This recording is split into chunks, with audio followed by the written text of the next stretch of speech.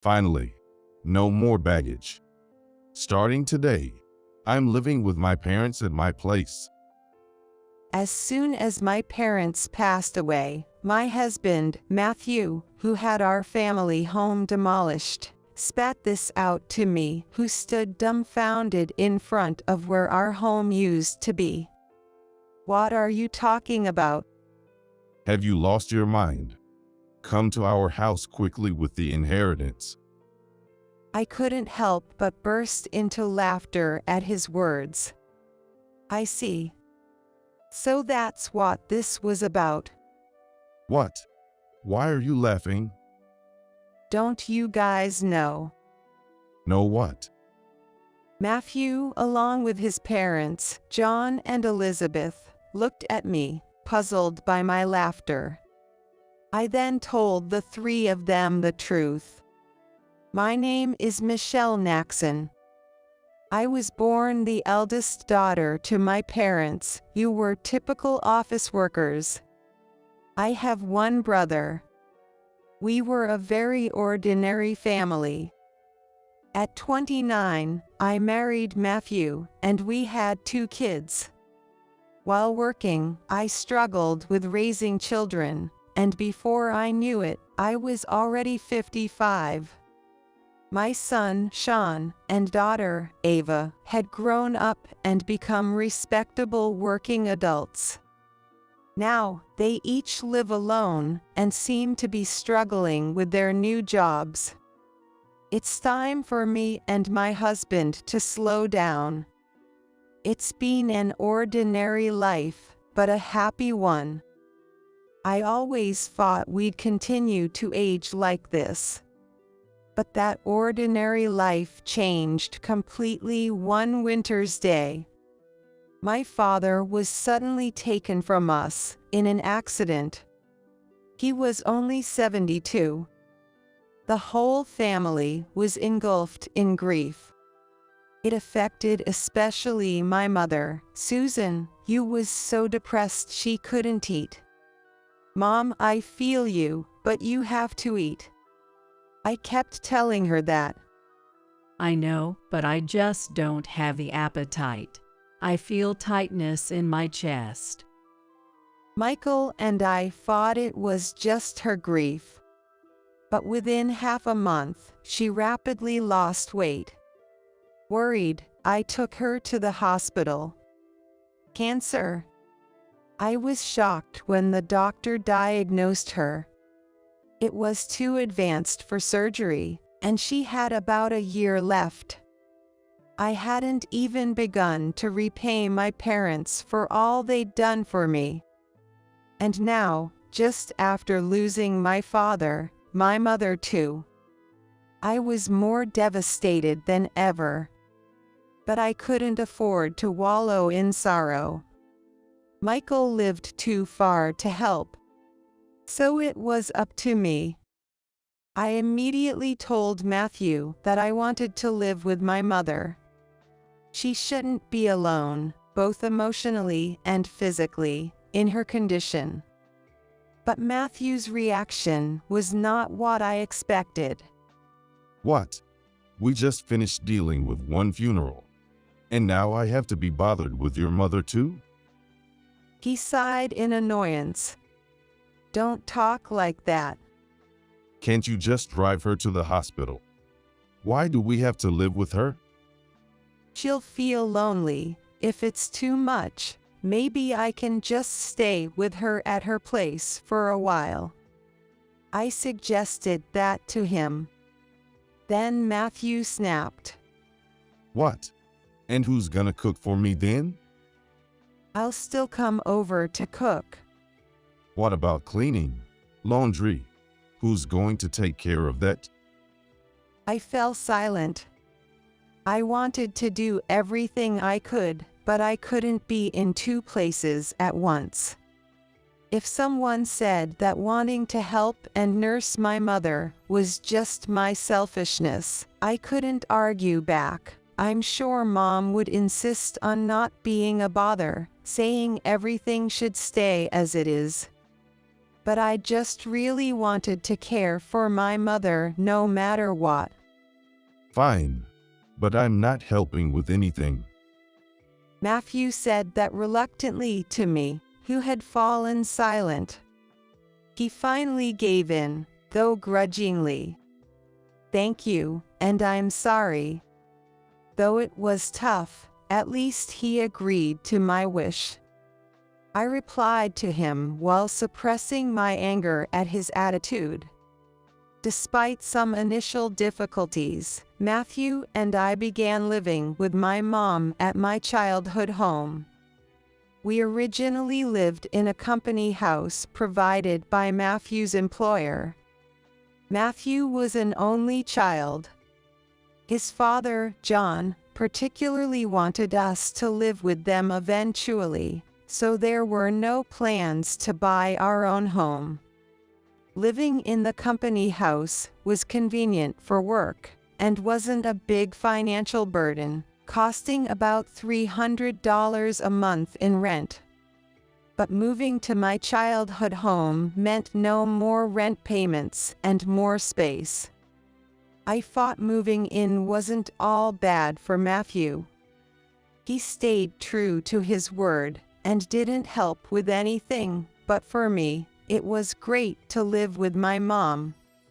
She seemed fine but often felt tired and spent a lot of time resting during the day. I prepared my mom's meals, fed her, and got her medication ready. Doing all this alone would have been impossible. Thank you, Michelle. It's a big help having you here. I should thank Matthew too. Mom often said that, expressing her gratitude towards us. She didn't know about Matthew's harsh words when we first moved in, so she was grateful to him too. One evening, after Mom had gone to bed, Matthew came home. While serving dinner, I spoke up about Mom's treatment. Then, Matthew glared at me and said, "Just don't say to ask me to help you. Whatever you say, I told you I'm not helping with anything," refusing even to listen. Anyone needs someone to talk to share their worries. I just wanted him to listen. But his attitude didn't change, not after a month, not even after 2. He constantly complained about living with my mom, acting like he was doing us a great favor. His behavior got worse every day. But I couldn't say anything to him. I was stressed, worrying about Mom, and trying to be considerate of Matthew. Then, as Mom's 1-year prognosis approached, her condition worsened rapidly, and she was hospitalized. 3 days later, she passed away. Though I had been preparing myself, it hit me hard. My brother Michael's family and my kids, Sean and Ava, came quickly to help. You'd expect your husband to be there for you at such times, but Matthew was in a corner laughing with his parents, John and Elizabeth, not helping with the funeral at all. Michael took over as the chief mourner, and we managed to prepare for the funeral. However, Matthew sat at the back of the family section, instead of with me, the bereaved family. "Matthew, I think you should sit in the bereaved family section." But he replied, No, I'm fine here. I'm not really a blood relative. "But you're my husband." Elizabeth chimed in. He's a husband, yes, but not your mother's son. He's our son, an outsider. Right. Matthew is our son. You can sit in the bereaved section, Michelle. John agreed, and their words left me speechless. It varies by region, but in the area where my in-laws and I live, It's customary for sons-in-law to sit in the bereaved family section.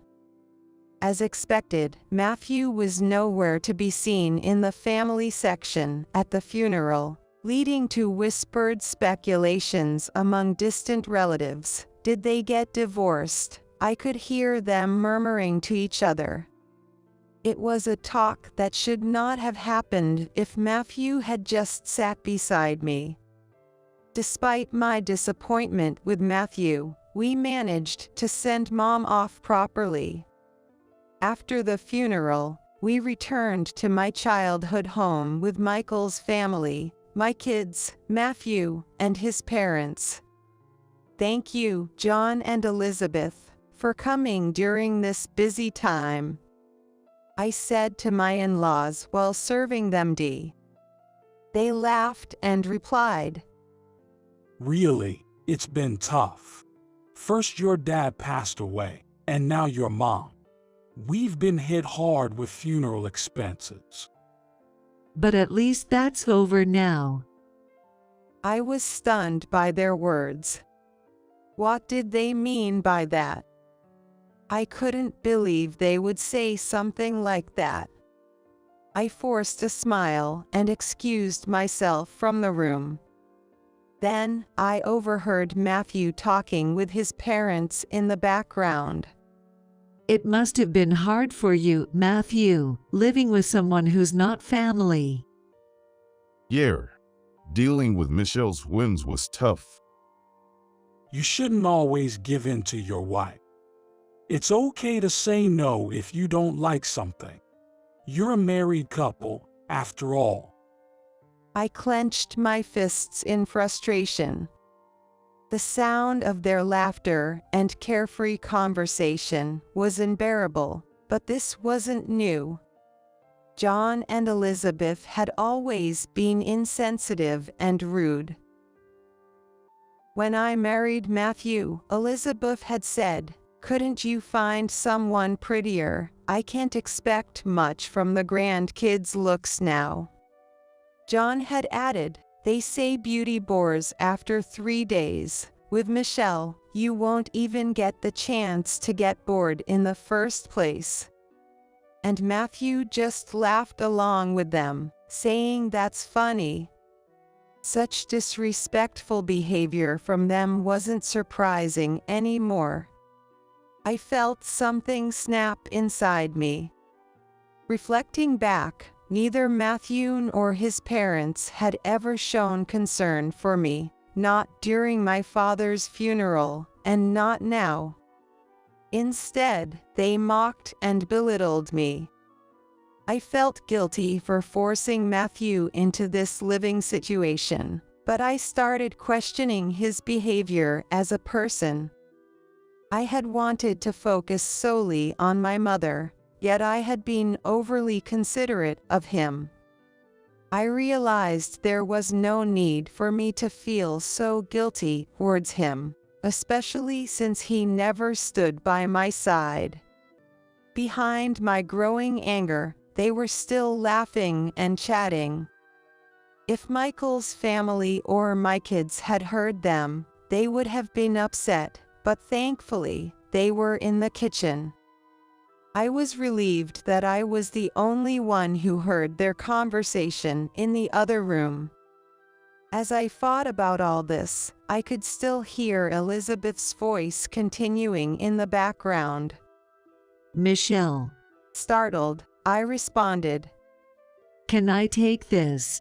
Elizabeth approached, holding my mother's handbag. Confused, I stammered, Your mom won't be needing this anymore, won't she? Matthew said I should take this. Maybe I should. Elizabeth examined the bag like she was appraising it. It was so disrespectful, especially right after the funeral. I wrested the bag away from her.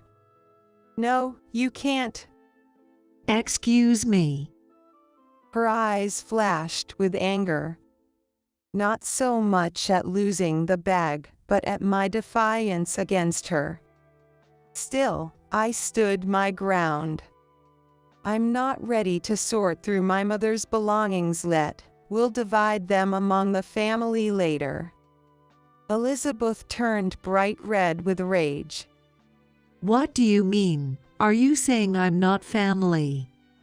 You said at the funeral that even Matthew was not family to my mother. How come you're family when Matthew is not? I couldn't help but retort. Hearing this, Matthew and John also turned red. What are you saying? Apologize to Mom. How dare you say like that? You're just a daughter-in-law. The commotion attracted everyone from the other room.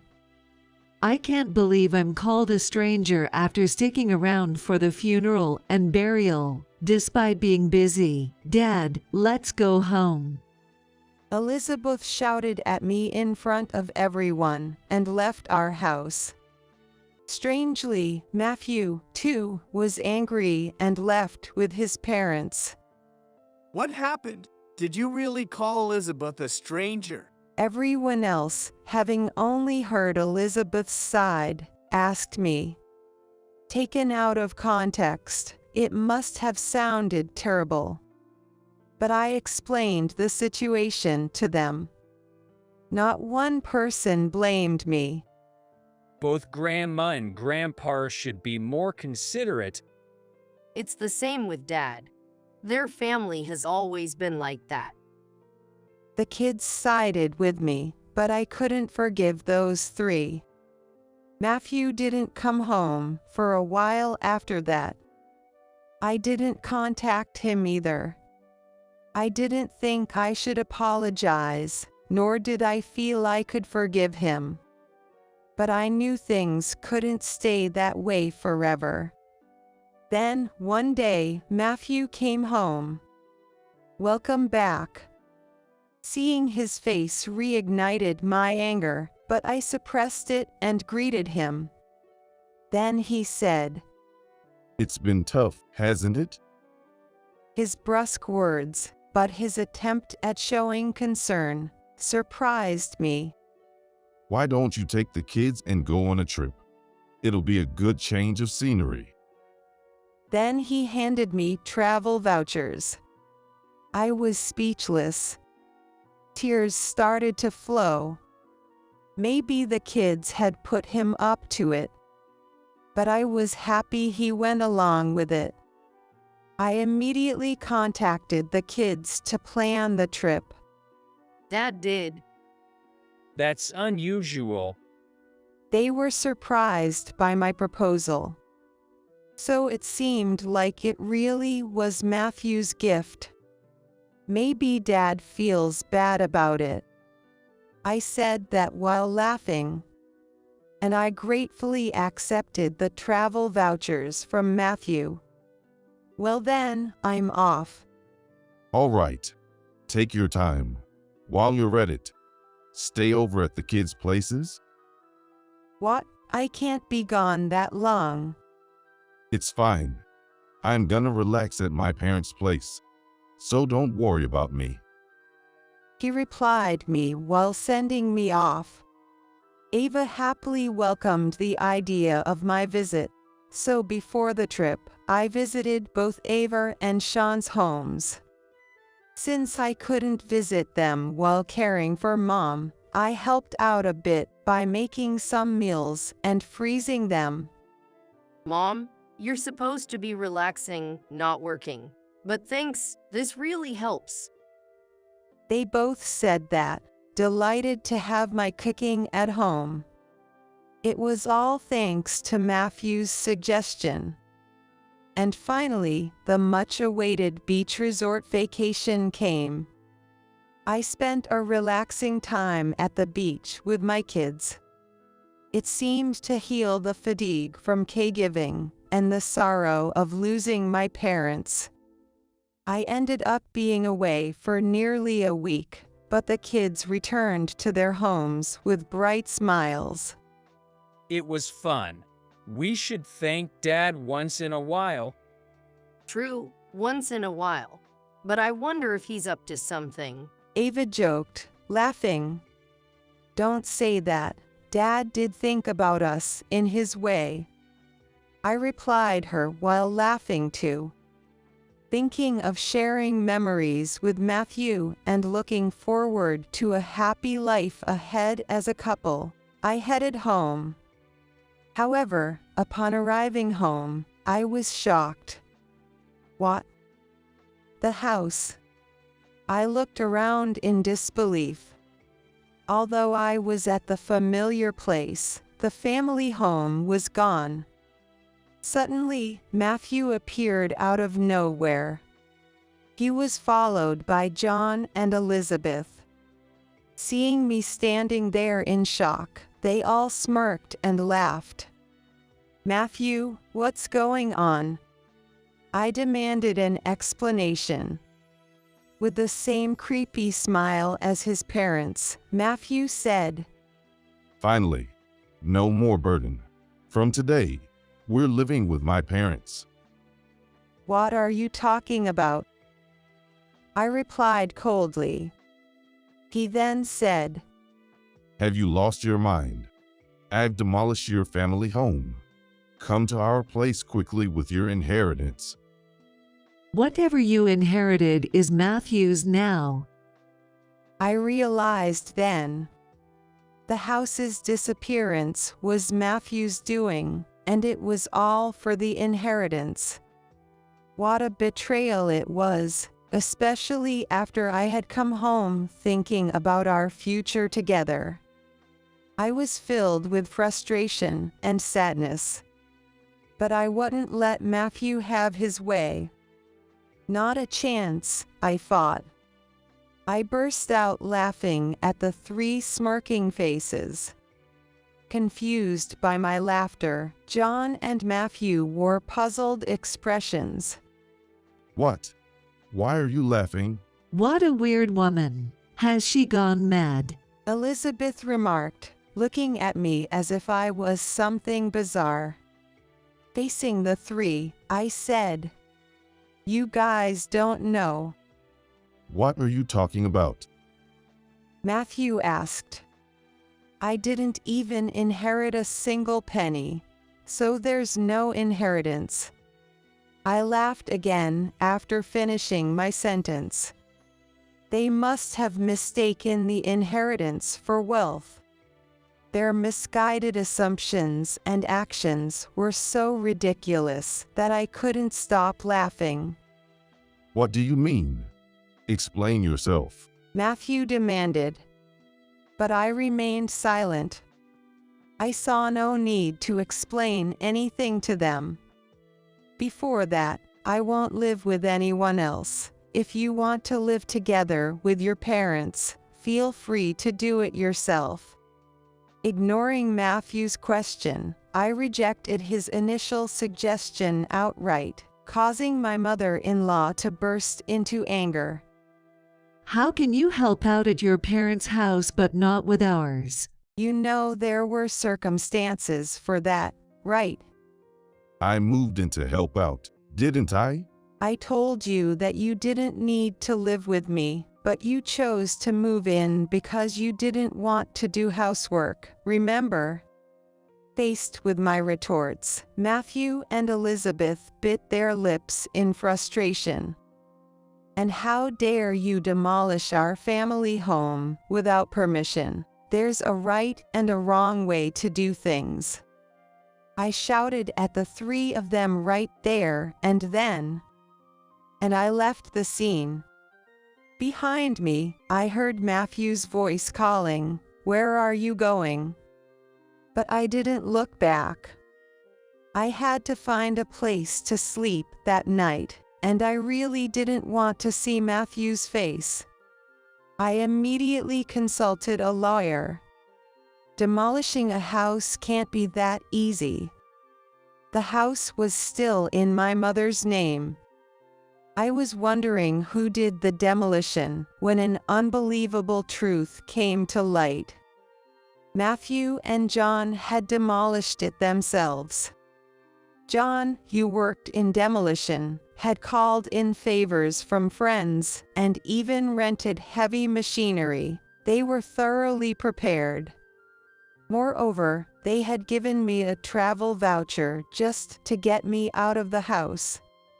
I was on the verge of tears, feeling pathetic for being deceived and furious at the same time. Is there any way to punish all three of them?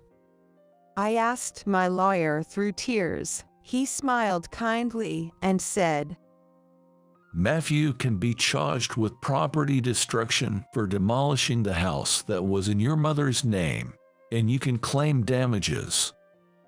I nodded at his words. The lawyer immediately started the proceedings. A few days later, Matthew called me in a fury. What's this notice of claim? Oh, did it arrive? You destroyed our precious house. You need to compensate for it. Compensate? I said we were moving into my family's home.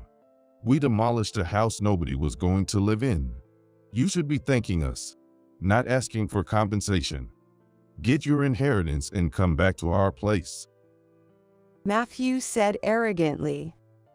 Thank you for demolishing it without permission. Don't make me laugh, and get your inheritance and come home. There's no inheritance because I didn't inherit anything. I shouted back over the phone. Matthew fell silent, not knowing how to respond. He was taken aback by my yelling, something I rarely do. The reason I laughed when the house was demolished was exactly this. I had a year to spend with my mother. Of course, we talked about inheritance. I told her, I don't need anything. Give it all to Michael. So, all the cash and assets went to my brother, Michael. He said that I should have the house.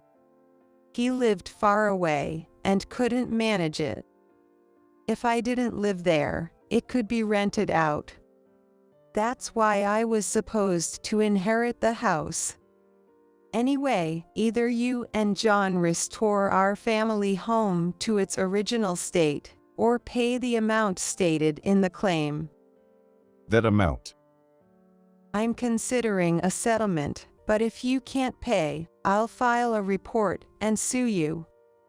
I said firmly. I didn't think you'd get so angry. Of course I'd get angry. Matthew started making excuses. He seemed to think that as long as our family home was there, he couldn't live with his own parents. John, especially, had always wanted to live with us. He really liked Sean and wanted to live with him. Matthew was the one who refused to move in previously, citing it was difficult to commute. But unbeknownst to them, John and Elizabeth thought I was the one against it. They fought destroying my family home, and taking the inheritance would force me to move in with them. But now, knowing all this, I just couldn't forgive them. So please, cut me some slack. I didn't mean any harm. Dad's sorry too. If you're really sorry, then you'll agree to the settlement. I said this and hung up the phone. Matthew kept calling and texting, apologizing over and over. If you're really sorry, then just pay up.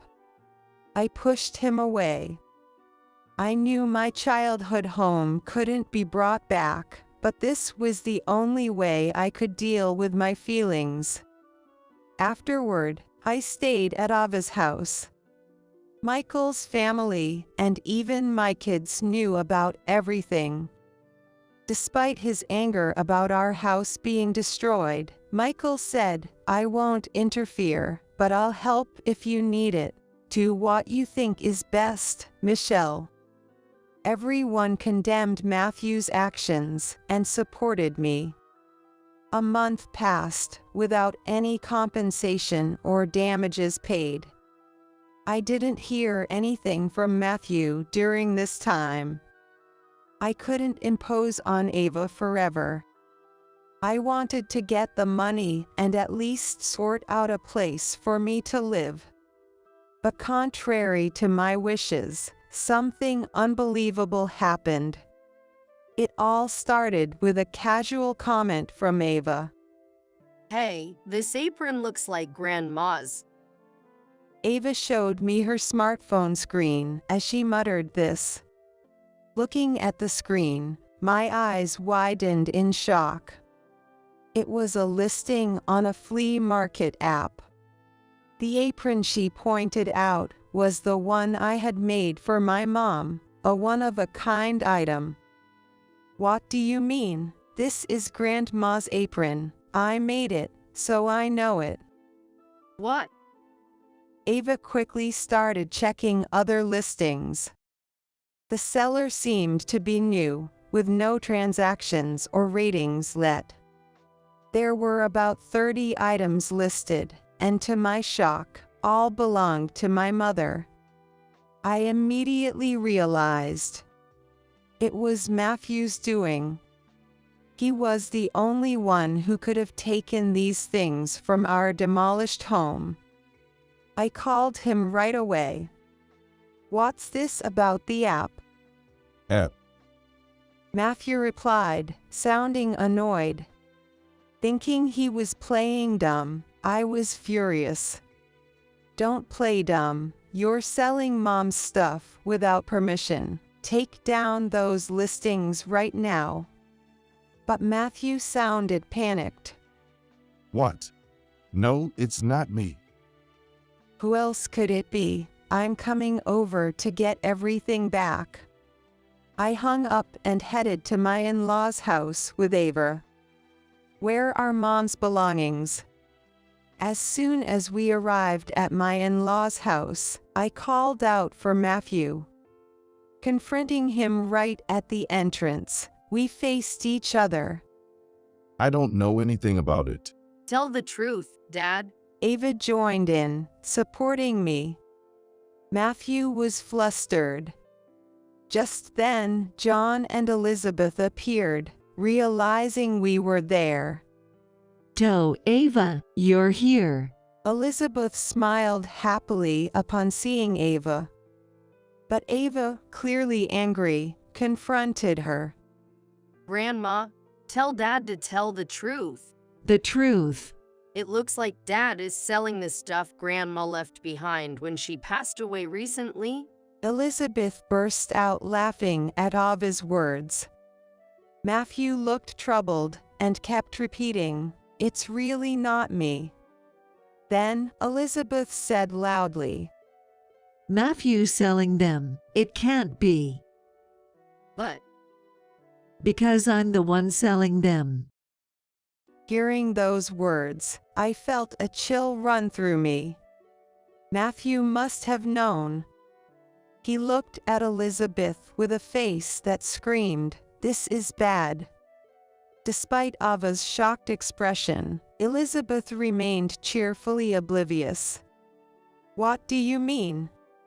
It's a lot of work, you know, packing carefully, taking good photos.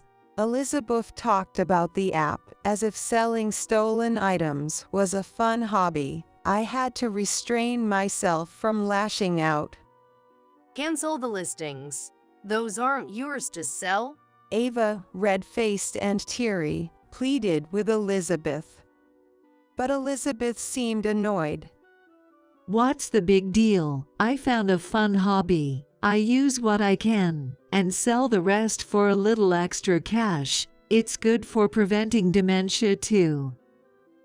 Now I'm the only grandma you have, Ava. You want me to stay healthy and live a long life, right? Elizabeth said this nonchalantly. Despite my pleas for her to stop, she showed no signs of remorse. If talking won't work, then I had no choice but to take action. Let's go, Ava. But Come on. I pulled her away, and we headed straight to the police station.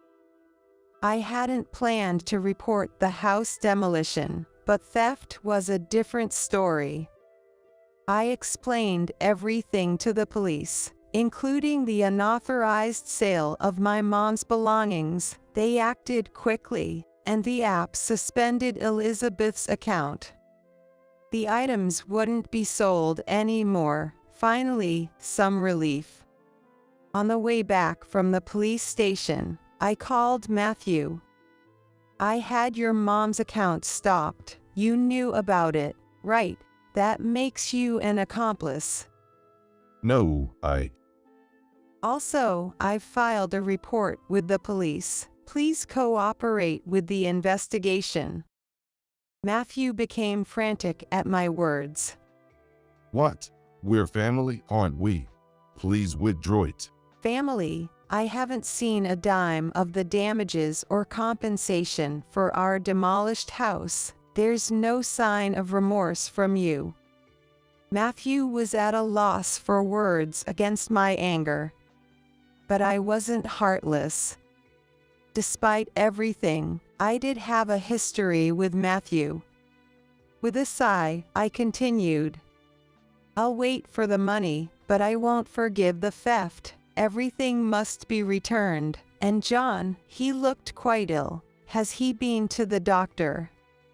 Huh? Just passing the message. I'm not heartless, you know. With that, I hung up. I had just seen John.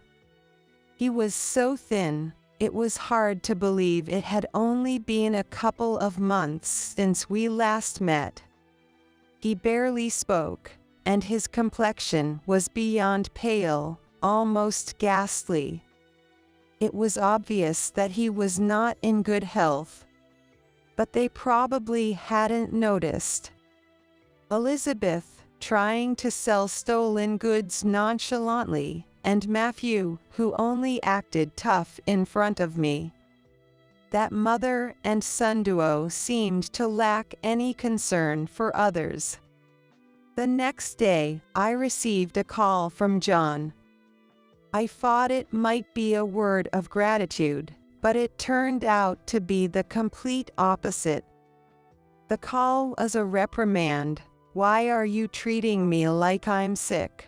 Planning to throw me in a hospital to get rid of me. I have to protect Elizabeth and Matthew from you. I'm not going to any hospital, he scolded me. His words showed no appreciation for my concern. Sorry for overstepping. I was just worried. Unlike your parents, I'm not weak and short-lived. Don't make fun of me. But a few days later, he did get sick and end up going to the hospital. The diagnosis was terminal cancer. Panicked, Matthew called me.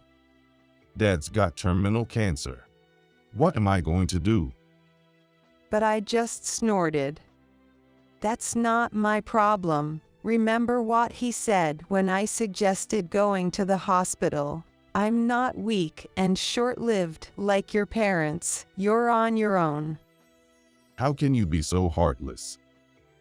Use heartless. Did you ever say anything kind to me when my mother was ill? Reflect on your actions. I hung up. As expected, John passed away not long after. I didn't shed a tear, remembering all the harsh words and deeds. After the funeral, John's will was found. Despite his claims of not being short-lived, he had made careful arrangements. The house goes to my grandson, Sean. The rest of my assets are to be split between my wife and eldest son. I was surprised to see Sean's name. John had always favored him, wanting him to live in the house, even after his death.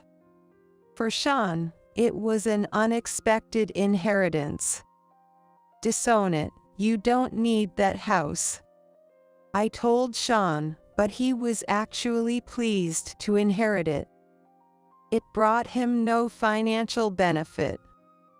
But he seemed happy, so I didn't say anything else. Following John's will, Sean inherited the house. Elizabeth was happy and paid the inheritance tax. He's our heir, after all, she said. Well, she wasn't wrong about that. I felt a bit down, as if Sean had been taken away from me, but then something unbelievable happened. Come to our house? Upon receiving Matthew's call, I immediately headed to my in-laws' house. There, I saw Elizabeth and Matthew standing dumbfounded in front of the house, just like I had once. Heavy machinery and a truck bearing the demolition company's name, along with its workers, were on the property. Right before my eyes, the in-laws' house was being demolished. What's going on? It's my house. I can do whatever I want with it, right? Sean replied, appearing seemingly out of nowhere, looking satisfied as he watched the demolition. Sean, what are you doing? Stop this immediately. Even if I stop it now, it's not like we can live in it. Sean, how could you do this? Elizabeth and Matthew pleaded with him, crying. But Sean just laughed. Did you forget what Grandpa and Dad did to Mom? Sean. And Grandma, did you ever apologize for the terrible things you did to her? His smile vanished, replaced by a sharp glare directed at Elizabeth and Matthew. With his sharp gaze, the two of them fell to their knees. The heavy machinery continued to tear down the house amidst the loud noise. This sight finally brought me some relief. Later, Matthew paid the damages and compensation using the inherited assets. It seemed Sean had recovered the stolen items Elizabeth had taken from my mother, and they were safely returned to me. You've got me and Ava, he reassured me, bringing tears of relief. Elizabeth and Matthew lost their house and didn't have any money left, so now they are back living in the company housing. Matthew had left the company housing with me and our kids before. But now he's returned with his mother, which has sparked a lot of rumors. A wife of one of Matthew's colleagues, who I'm on good terms with, contacted me about it, so I told her the whole story, without any lies or exaggerations. They'll probably have to live a cramped life in the company housing from now on, but it's their own doing. On top of that, with Matthew's retirement, the two of them have to be frugal to prepare for their future home. I think I'll occasionally bring this up as a topic of conversation with my friends, just to see how they are getting on. Meanwhile, I've been staying at Ava's place, but Sean is getting married. He plans to build a house.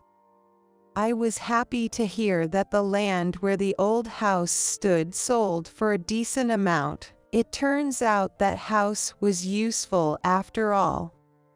Mom, why don't you come live with us? Sean kindly suggested. His future wife was also very welcoming. I couldn't stay with Ava forever, so I decided to take them up on their offer.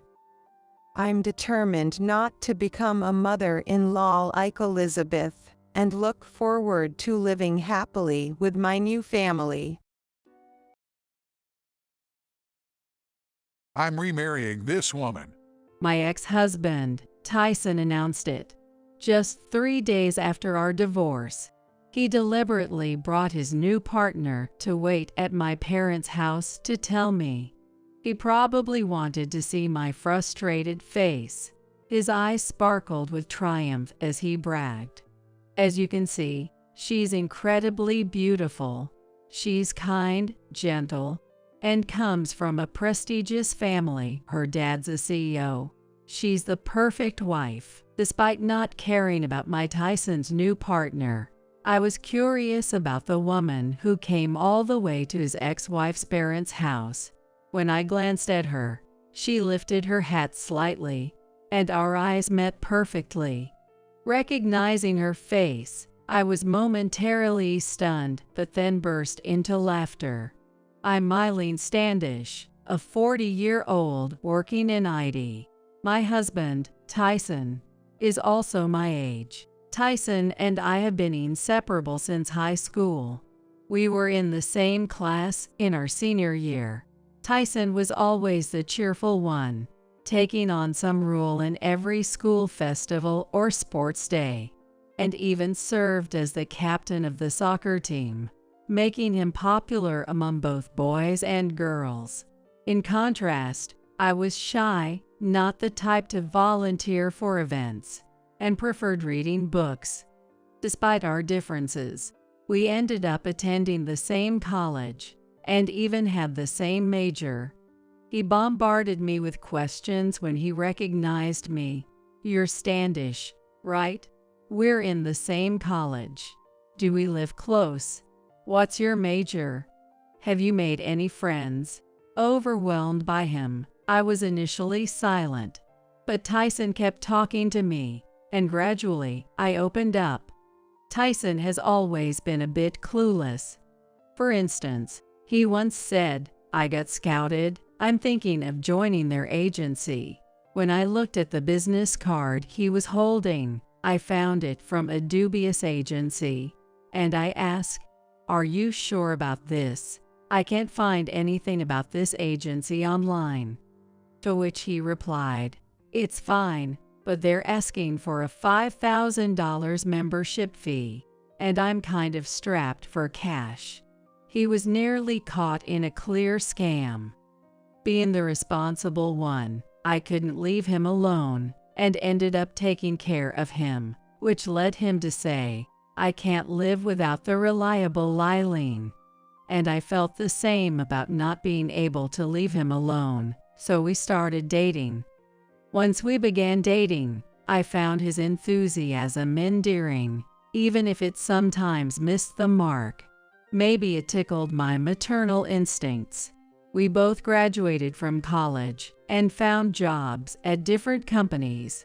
Our relationship, me being the elder sister type and Tyson with a younger brother vibe, went smoothly, and we naturally ended up getting married.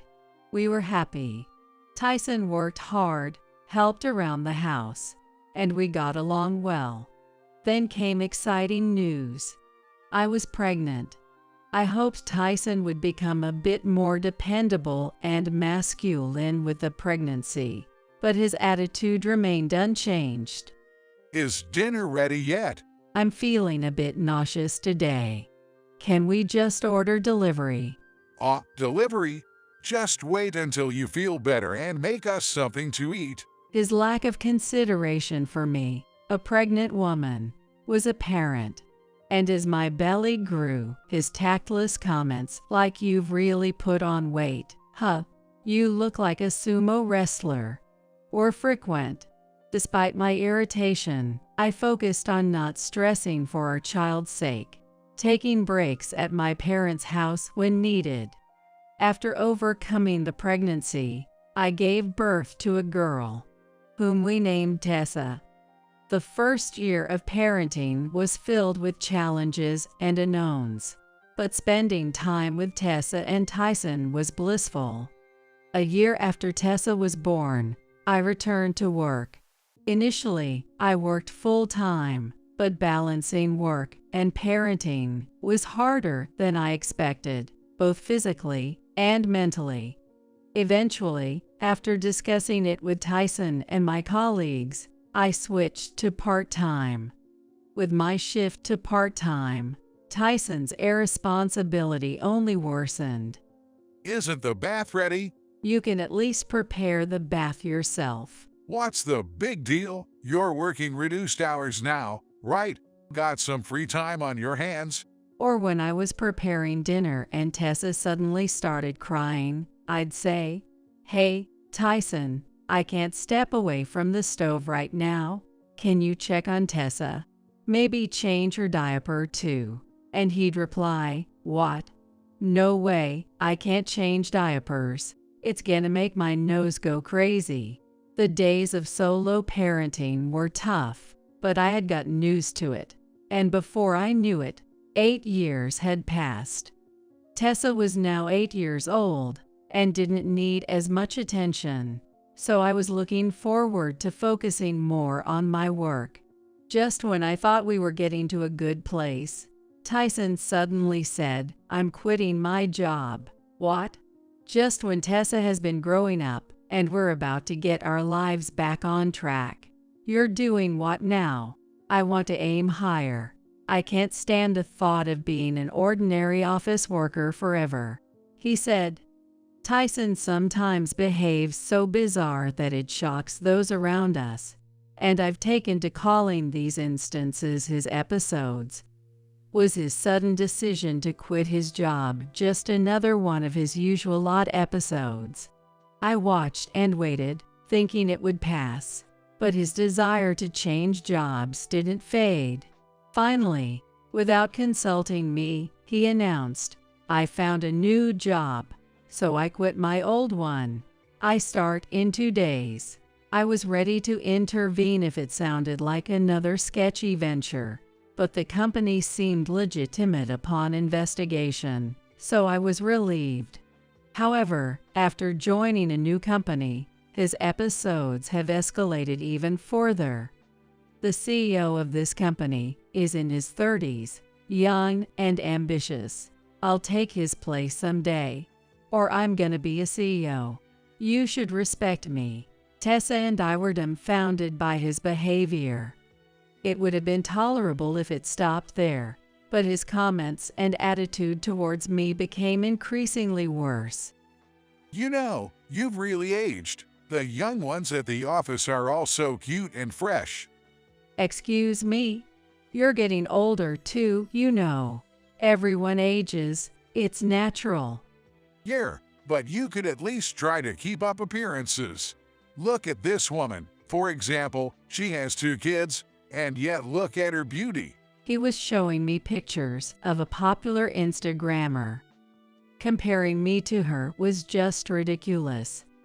Plus, I believe I've kept myself fairly well, considering I'm a 40-year-old who has given birth and taken care of everything at home.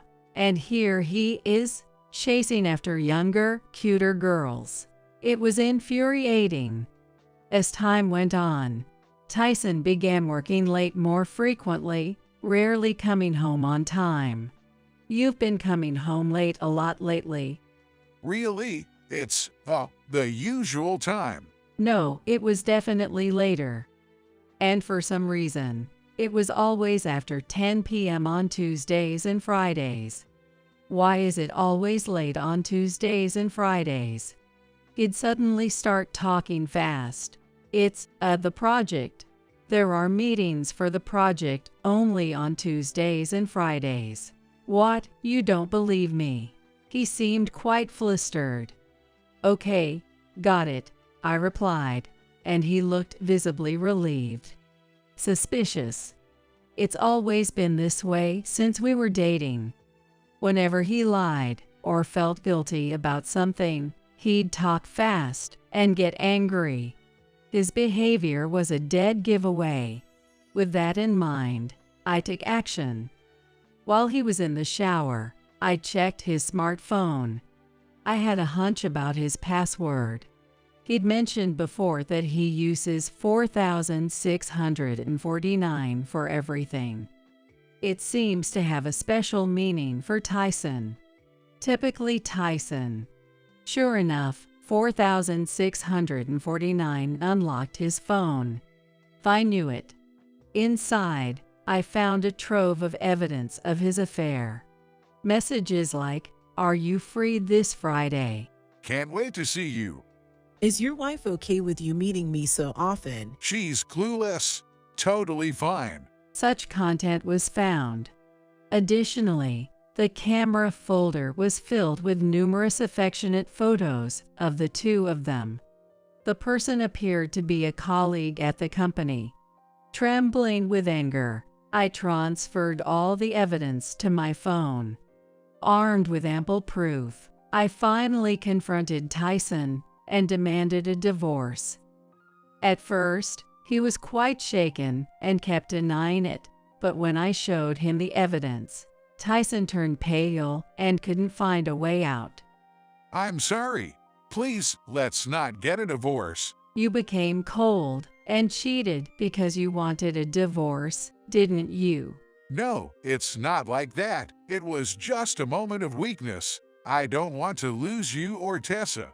Please. I was filled with anger and couldn't forgive Tyson for betraying me, but thinking of Tessa, who was then 8 years old, I couldn't bring myself to go through with the divorce. In the end, I demanded $7,000 as compensation from the other woman, to be paid in full, and for all contact with her to cease as conditions for not divorcing. The woman paid without delay, perhaps feeling awkward about having an affair while still working at the same company. Tyson apparently resigned voluntarily.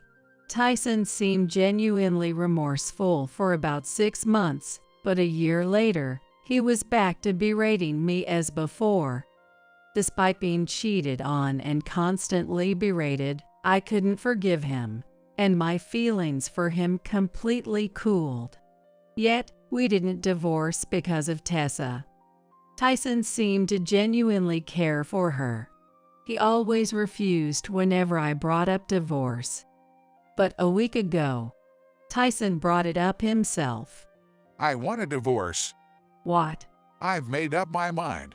Let's get a divorce. We've never had a great marriage, but you've always refused to divorce. Why now? I wasn't against the idea of divorce. I was genuinely curious. I thought divorce was the best option for both of us. But Tyson had always refused, and there were many opportunities to divorce before, so why now? It's your fault. Ever since I cheated, your attitude has changed. You never forgave me, no matter how many years passed. That's why I'm fed up. Tyson blamed me for the divorce. It's true I hadn't been able to forgive him since that day. But it wasn't just the affair that I couldn't forgive. I still can't forgive the cheating. But it's not just that. You continued to berate me afterward. Right. That's what I was angry about. No, when I say harsh things to you, it's for your own good. You're a woman. You should take care of the housework properly and maintain your beauty. You were neglecting your efforts, so I was just pointing it out. That's why we're getting a divorce. It's not my fault. From this statement, I was sure Tyson never thought he was in the wrong. I hate that kind of because you're a woman reasoning. I told him multiple times that he was also to blame, but he wouldn't listen. Finally, he insisted, "It's not my fault." Got it. So no alimony or property division. Remember that. So that's how it is. Tyson wanted to have the upper hand in the divorce, insistent that I was to blame. Something was off about him suggesting such a thing.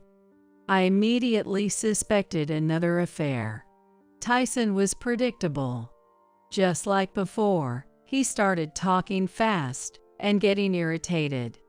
If I were still interested in him, I might have pushed to find out why he suddenly wanted a divorce. But I no longer had any interest in going that far. Okay, I understand. Let's divorce. As you said, no need for alimony or property division. But I won't give up custody of Tessa. All right, that's fine. I was utterly disappointed that he so easily agreed, despite always saying how important Tessa was. We proceeded with the divorce, and it was finalized smoothly. I took Tessa and moved back with my parents. Tessa didn't oppose the divorce and wanted to come with me, saying, "Dad's hardly ever home, and he's mean to you, Mom. It's okay if we're apart. I just want you to be happy." I was planning to start a new life with Tessa and parents, but just 3 days after the divorce, something happened to dampen the spirit. Coming home from work, I saw Tyson and a woman with long black hair in front of the house. The woman was wearing a deep hat, making it hard to see her face. I have a bad feeling. I wanted to ignore them, but since they were in front of my parents' house, I couldn't just leave it be. As I approached, Tyson came towards me with a smug look on his face. "What do you want?" I asked Tyson cautiously. "I've remarried this woman," he reported, his eyes sparkling with triumph.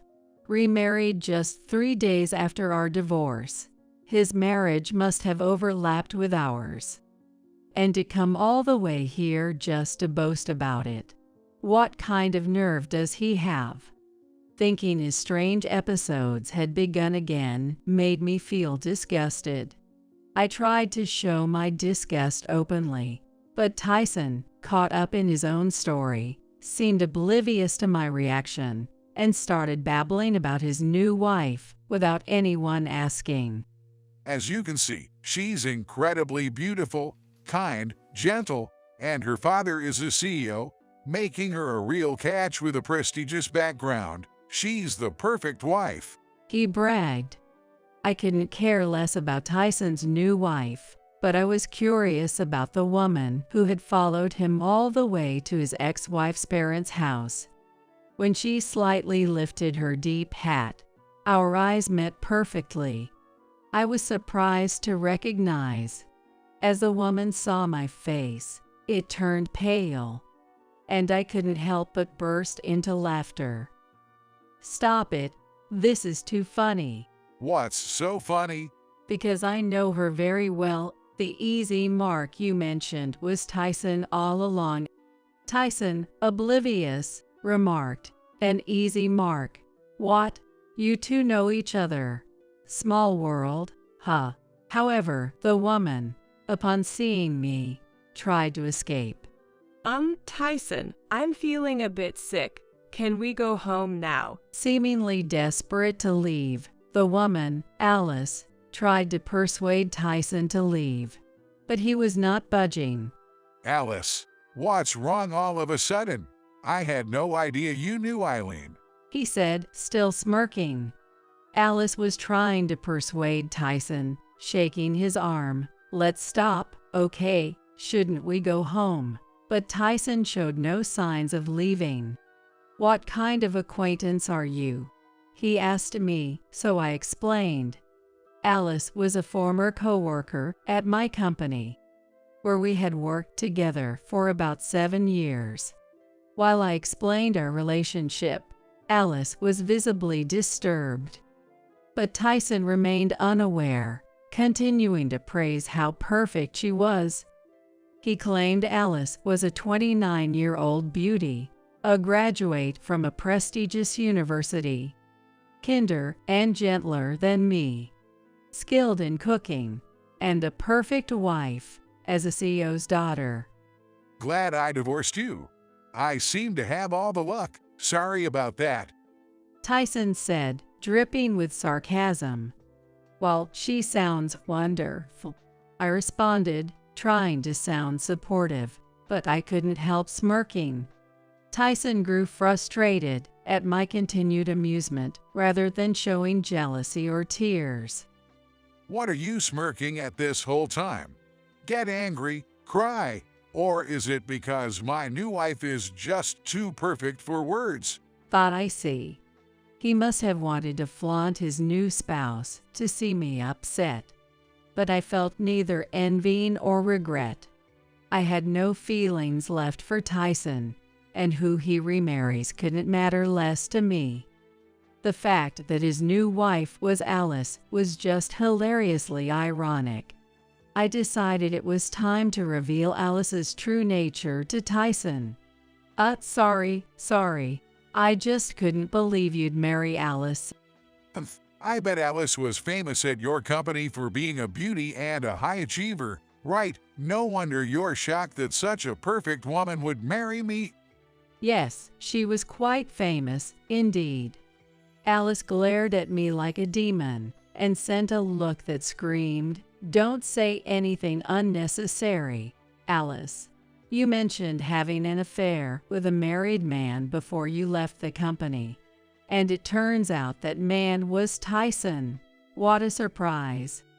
Alice, that's not good, spreading rumors about an affair. Tyson, who was momentarily taken aback by the revelation of his pre-divorce affair, quickly became defiant. Typical of him, thinking he couldn't be sued for compensation now that the divorce is finalized. Since Tyson seemed so smitten with Alice, I decided to tell him more about her.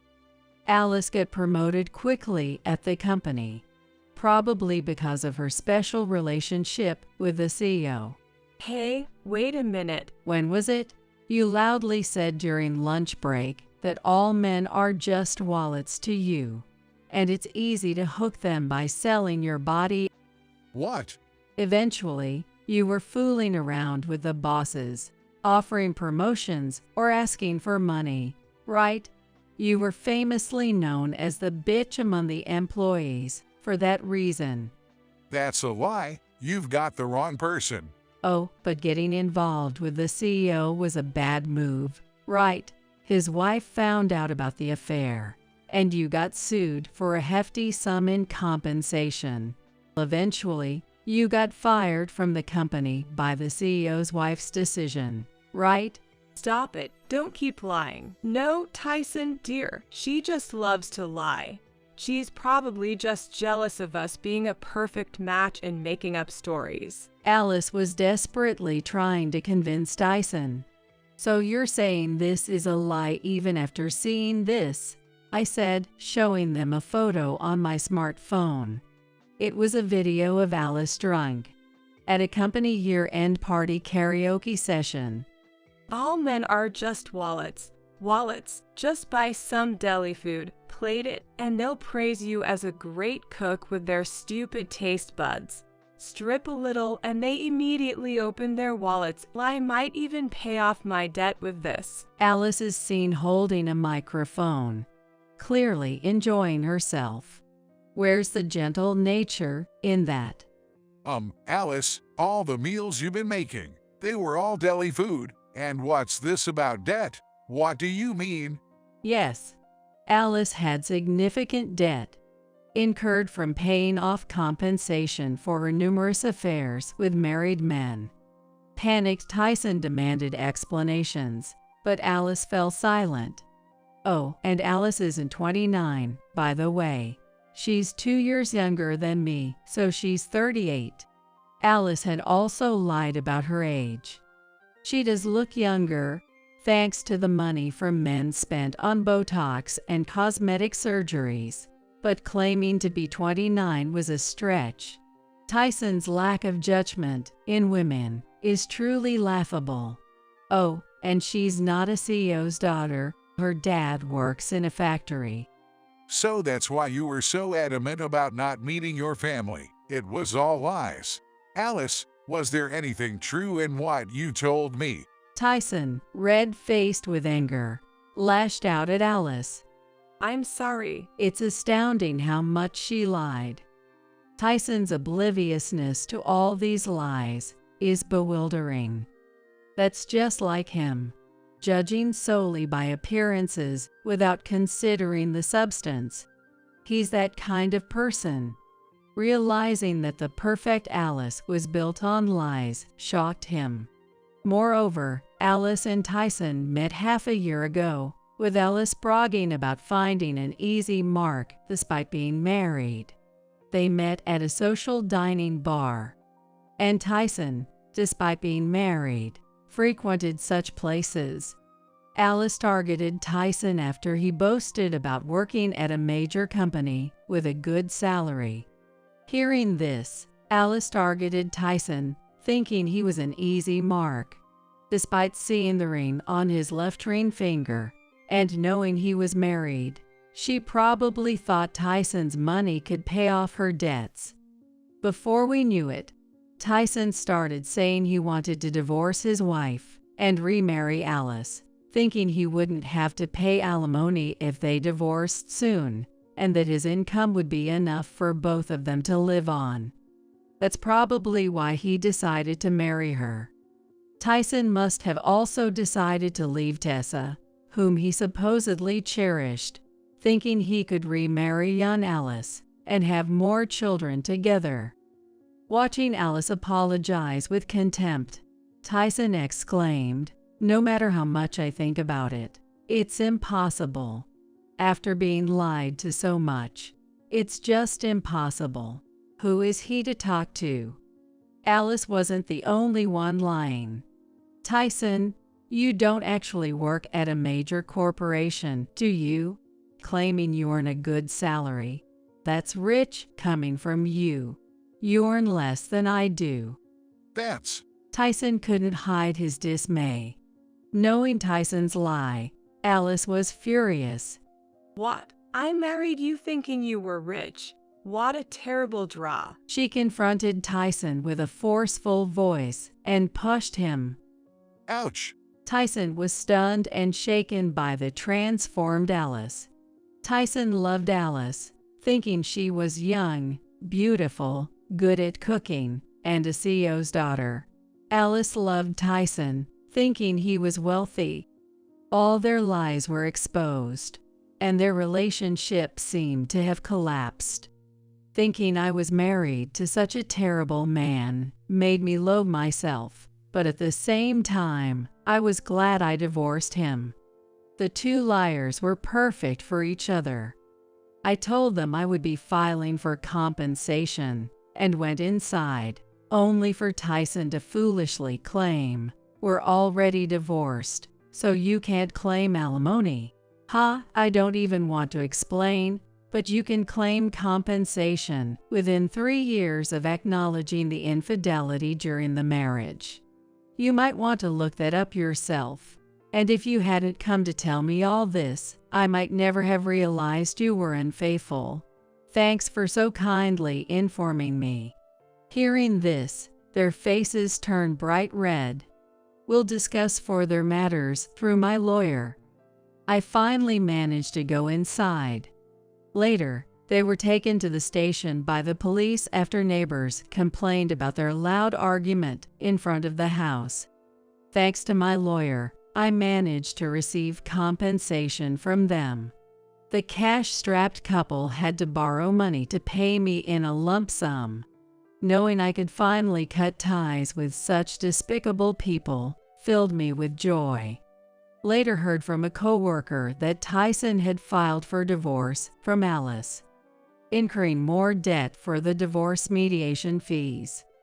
Now, Tyson and Alice were both deep in debt, embroiled in a messy legal battle.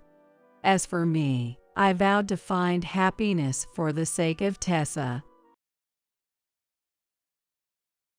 The hospital is within walking distance. Haha. John said so as he got Olivia out of the car. Isabella sat in the passenger seat and John in the driver's seat as I was startled by the suddenness. Then, off we go. Since I've made up with Tim, we're going to enjoy a family trip to Spain, just the 3 of us. She said so and they drove away. What a situation! I was so taken aback by what had just happened in front of me that I was lost for words. I'm sorry. I came back to myself with Olivia's scratchy voice.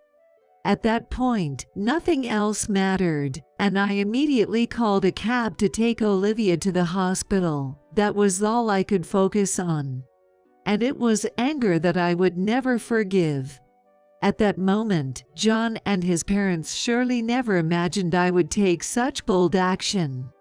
I vowed revenge in my heart against John and Isabella for neglecting me and Olivia. My name is Emma.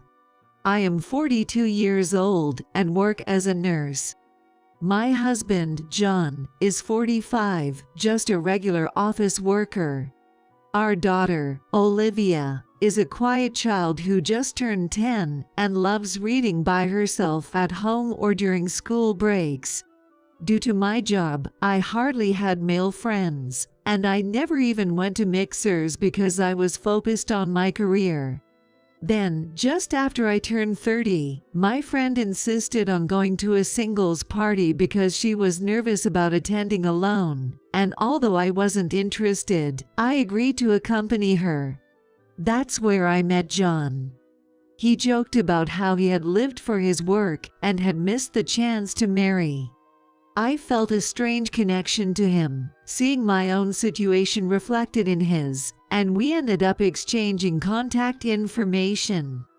Talking to him, I found John to be a kind man, with a stable job and income. He understood my irregular nursing schedule, which undoubtedly drew me to him. John felt the same way. I want to know more about you, Emma. I was genuinely pleased, he said. Thus, we began to draw closer to each other, starting a relationship with marriage in mind, and I got married at the age of 31. I got pregnant with Olivia almost immediately after our wedding, and gave birth the next year at 32.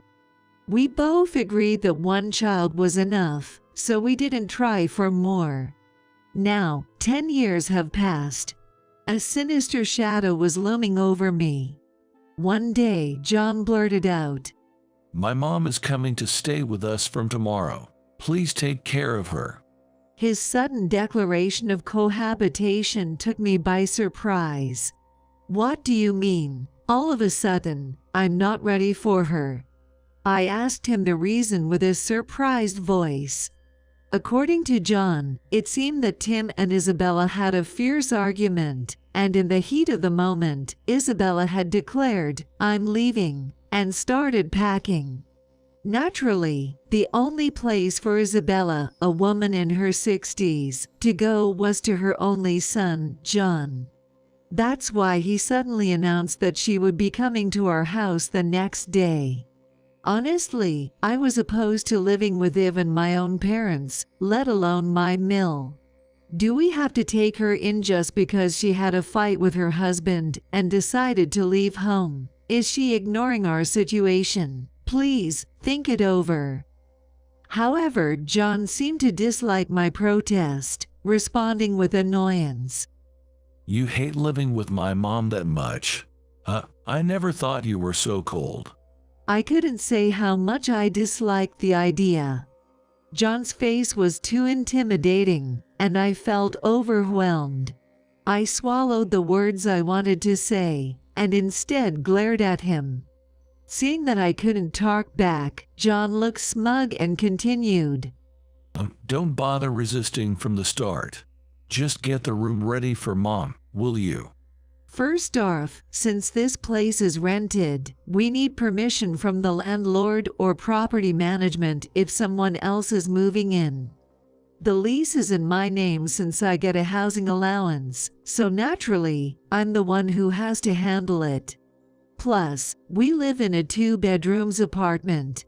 One room is used by Olivia, and the other is our bedroom. Sorry, but we don't have a spare room available right now, do we? John casually dropped this bombshell. Why not just move Olivia and have her study in the living room? That way, you can keep an eye on her doing her homework. I think it's a good idea. She's still in elementary school. She doesn't need a room of her own. Well, that's the plan. Olivia will stay in the living room for a while.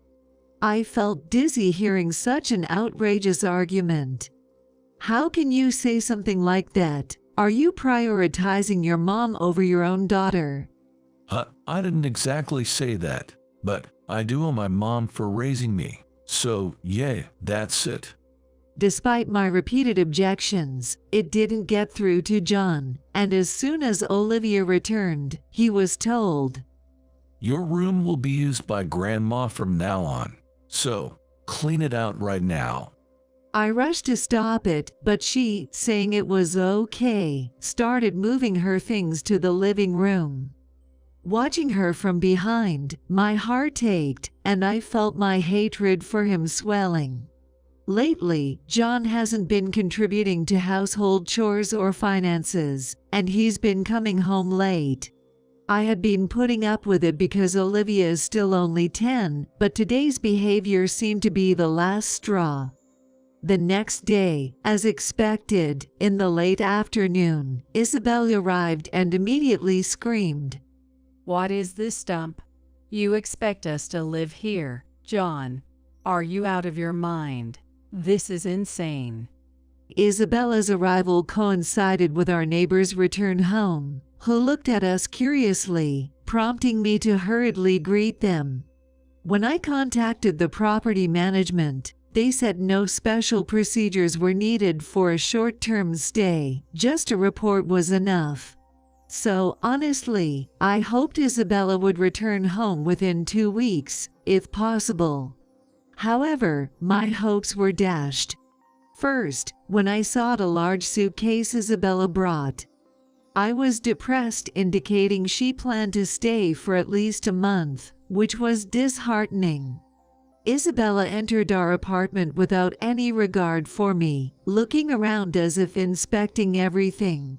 Then she went straight to the fridge and started criticizing. "What's this? The fridge is almost empty. Do you think John and Olivia can get proper nutrition from this? Really, Emma, you're hopeless." I was supposed to go grocery shopping today, but Isabella's sudden arrival meant I had to tidy up immediately after work and couldn't find the time. This is when takeout should be considered. Lately, John has been preferring takeout over my cooking, constantly making sarcastic remarks, and I was defiant at his words. "Isabella, should we order some takeout today?" I asked her with a forced smile, but she snapped at me again. "What? No, I don't allow takeout food. A mother and wife who doesn't cook is worthless. Go shopping right now and make sure you can prepare a main dish, 5 side dishes, soup, and dessert." She threw a shopping basket and bag at me and slammed the door shut. Immediately, I could hear the TV blasting and she laughing loudly from inside, and I sighed deeply, not knowing how many times I had done so. 1 hour later, after shopping, I returned and was shocked to see that Olivia had been doing her homework in the living room, with Isabella looming over her like a demon while I was away.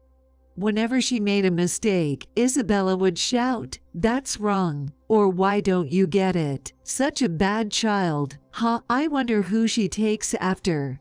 I quickly intervened. "She's just started learning this recently. Even elementary students have foreign language and programming classes now. You can't judge by old standards." I defended Olivia and admonished Isabella, but my words fell on deaf ears. "Well, I wish she had taken over this smart John gene." She implied disdain for both me and Olivia. Seeing Olivia's downtrodden face, I immediately comforted her.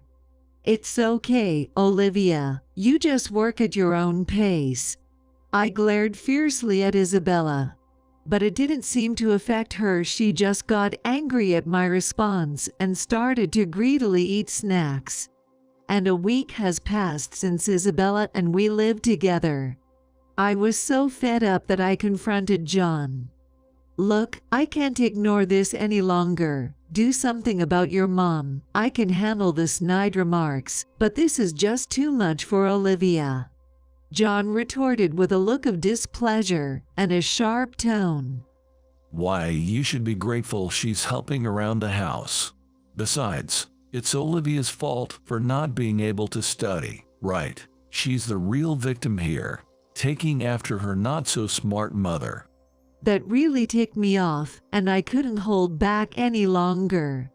Usually, I would end the conversation and walk away, but as a mother, my heart ached hearing my daughter being spoken of like that.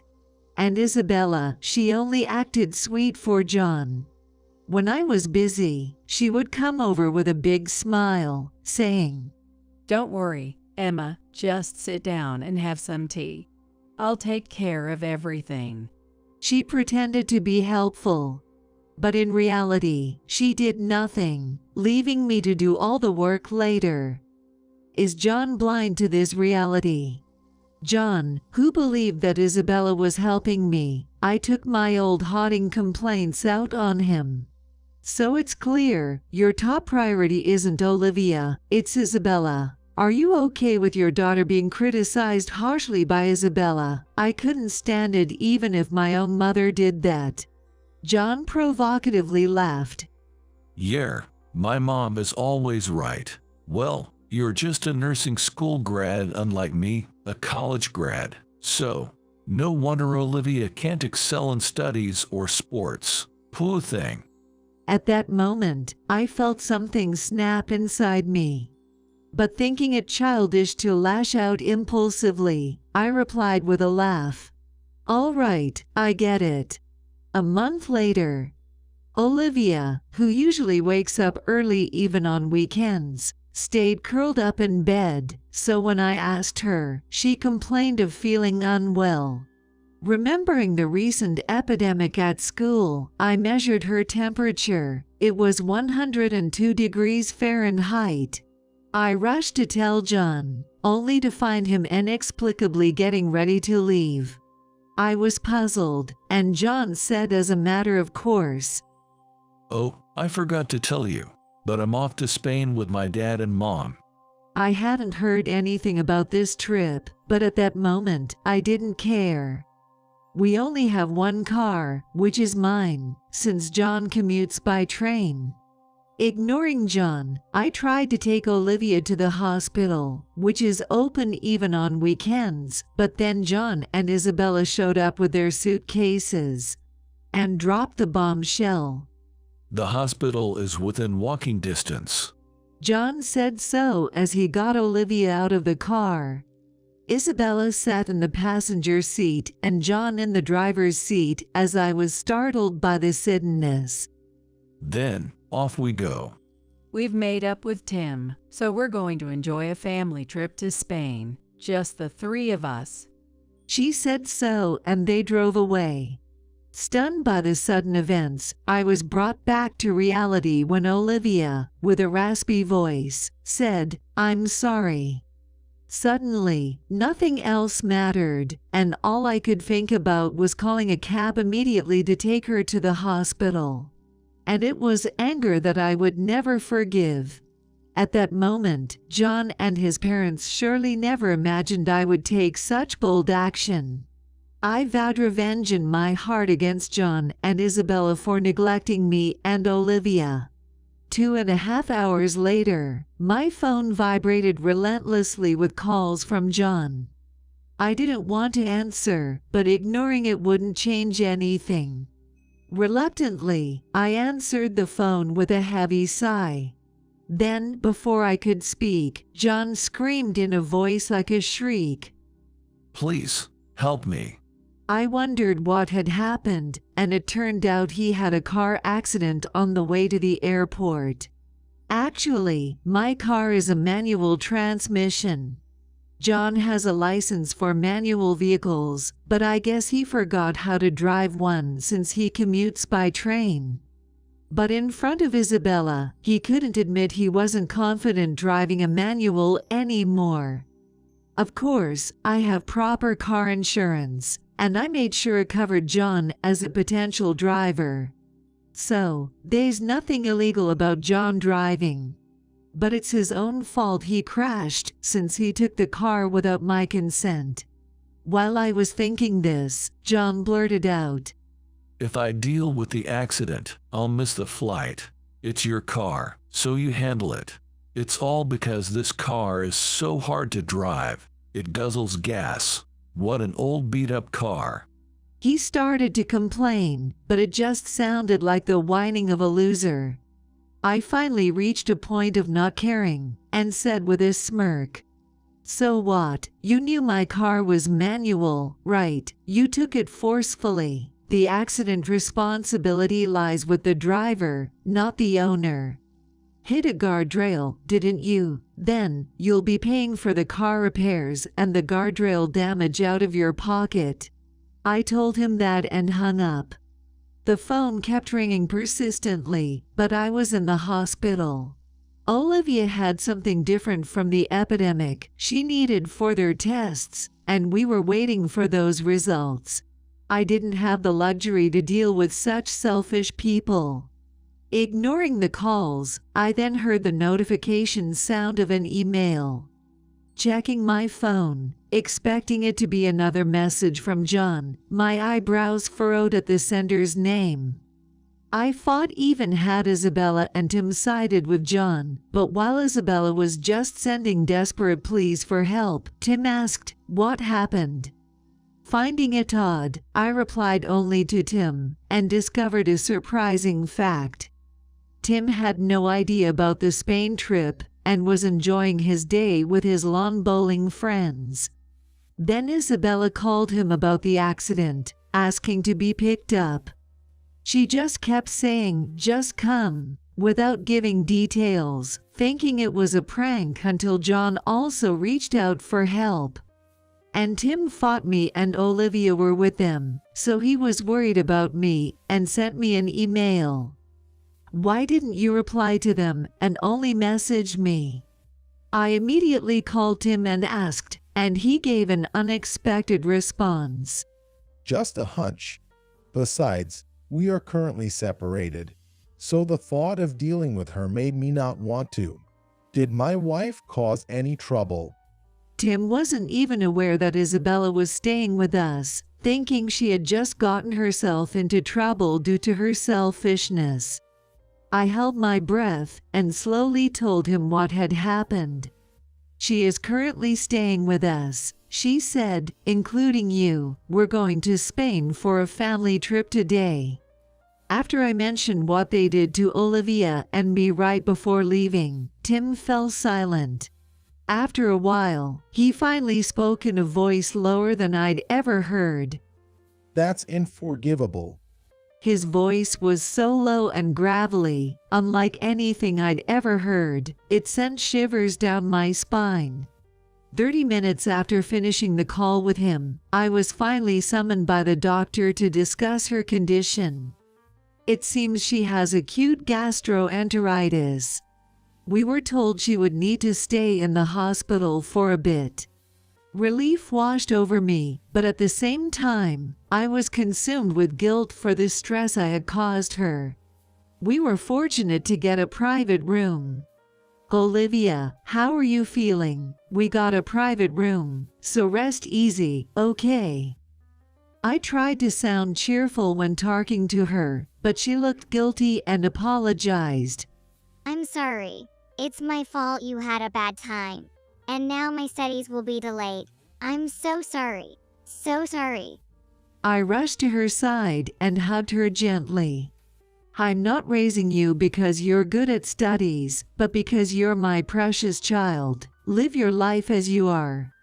Later, Tim, who had arrived at the hospital, contacted us, and Olivia, always a grandpa's girl, was delighted. Tim seemed happy to see Olivia after a long time, and they starting a pleasant conversation. He mentioned seeing in the newspaper that she had won a prize in an art contest and boasted about it to his lawn bowling friends, which led to a pleasant time. Then, an unwelcome call came through. It was John and Isabella. "We missed the flight because you didn't help us.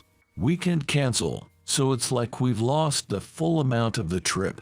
You owe us for all 3 tickets." Isabella chimed in. We had the chance to make up with Tim. I was outside the hospital talking to them, but their voices were so loud it was as if they were on speaker. Then Tim, who had followed me, casually remarked, Wait, I wasn't invited to any trip to Spain. It seems there's a third person involved, but it's neither Olivia or Emma, and certainly not me. So, who could it be? John and Isabella probably never imagined Tim would be there. They started to get nervous. Hey, why is Dad at Emma's place?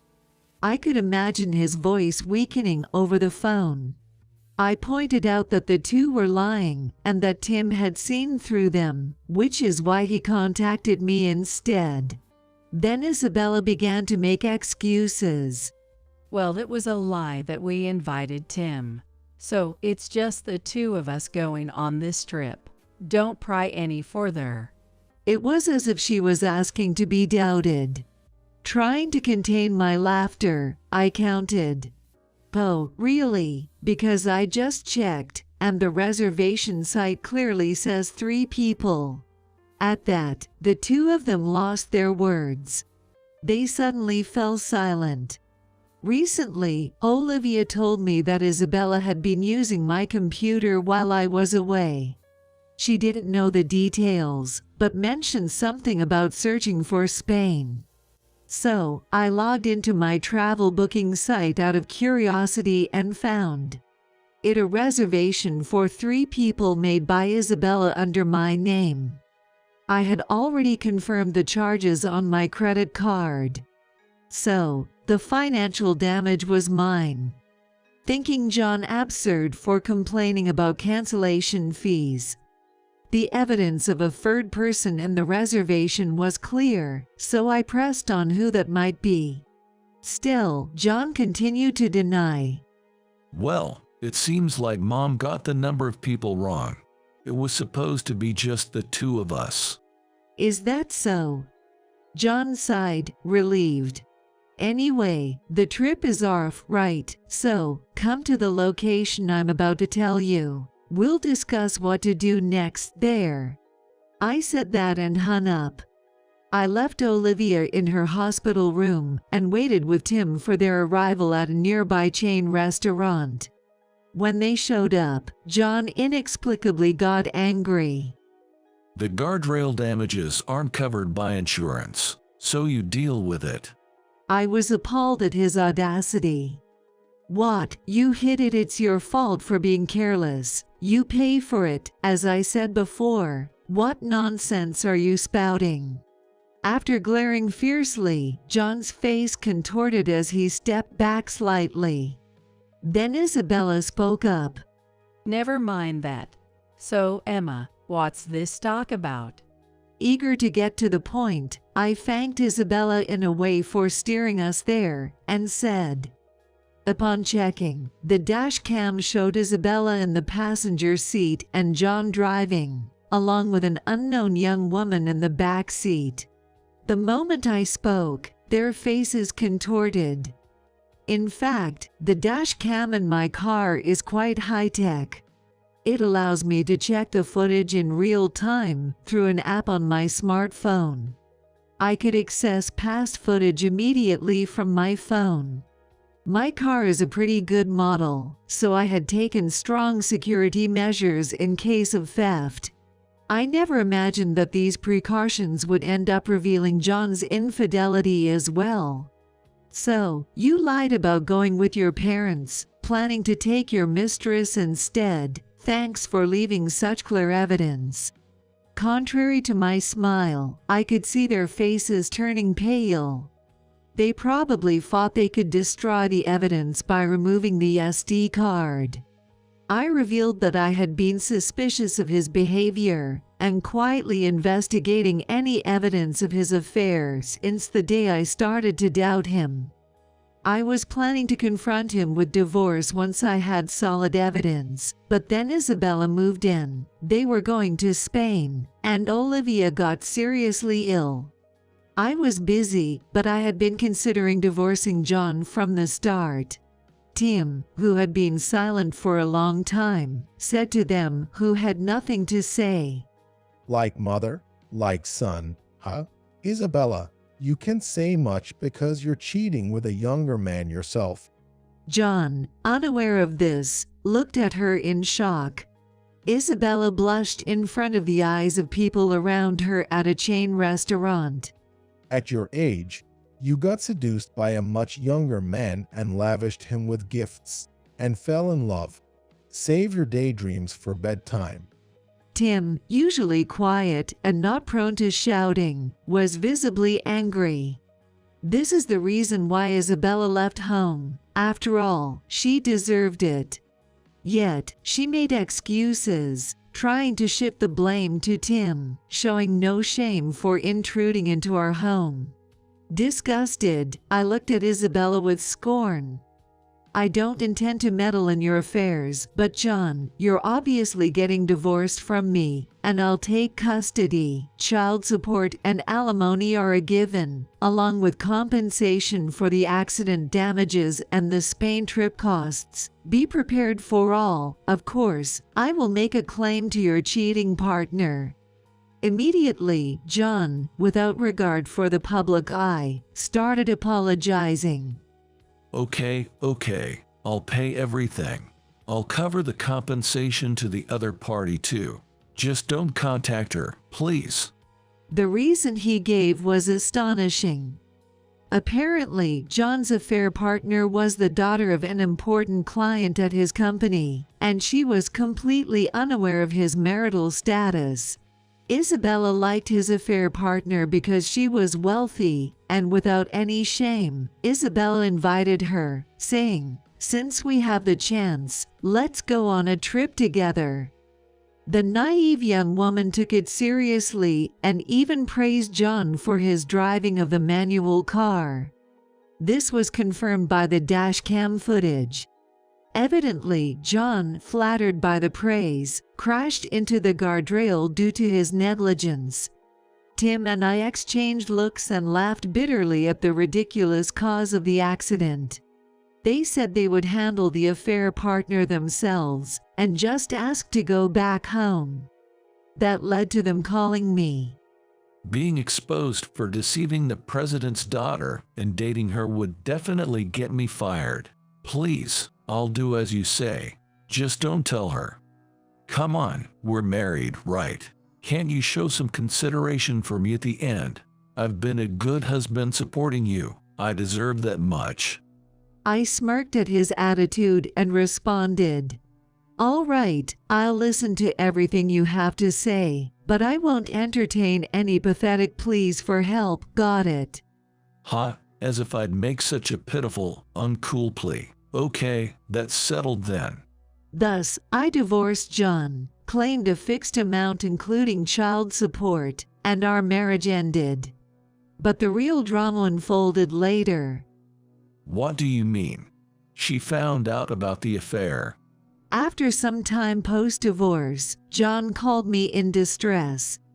I realized I'd forgotten to block his number. As I pondered this, he continued to rant. It's the worst.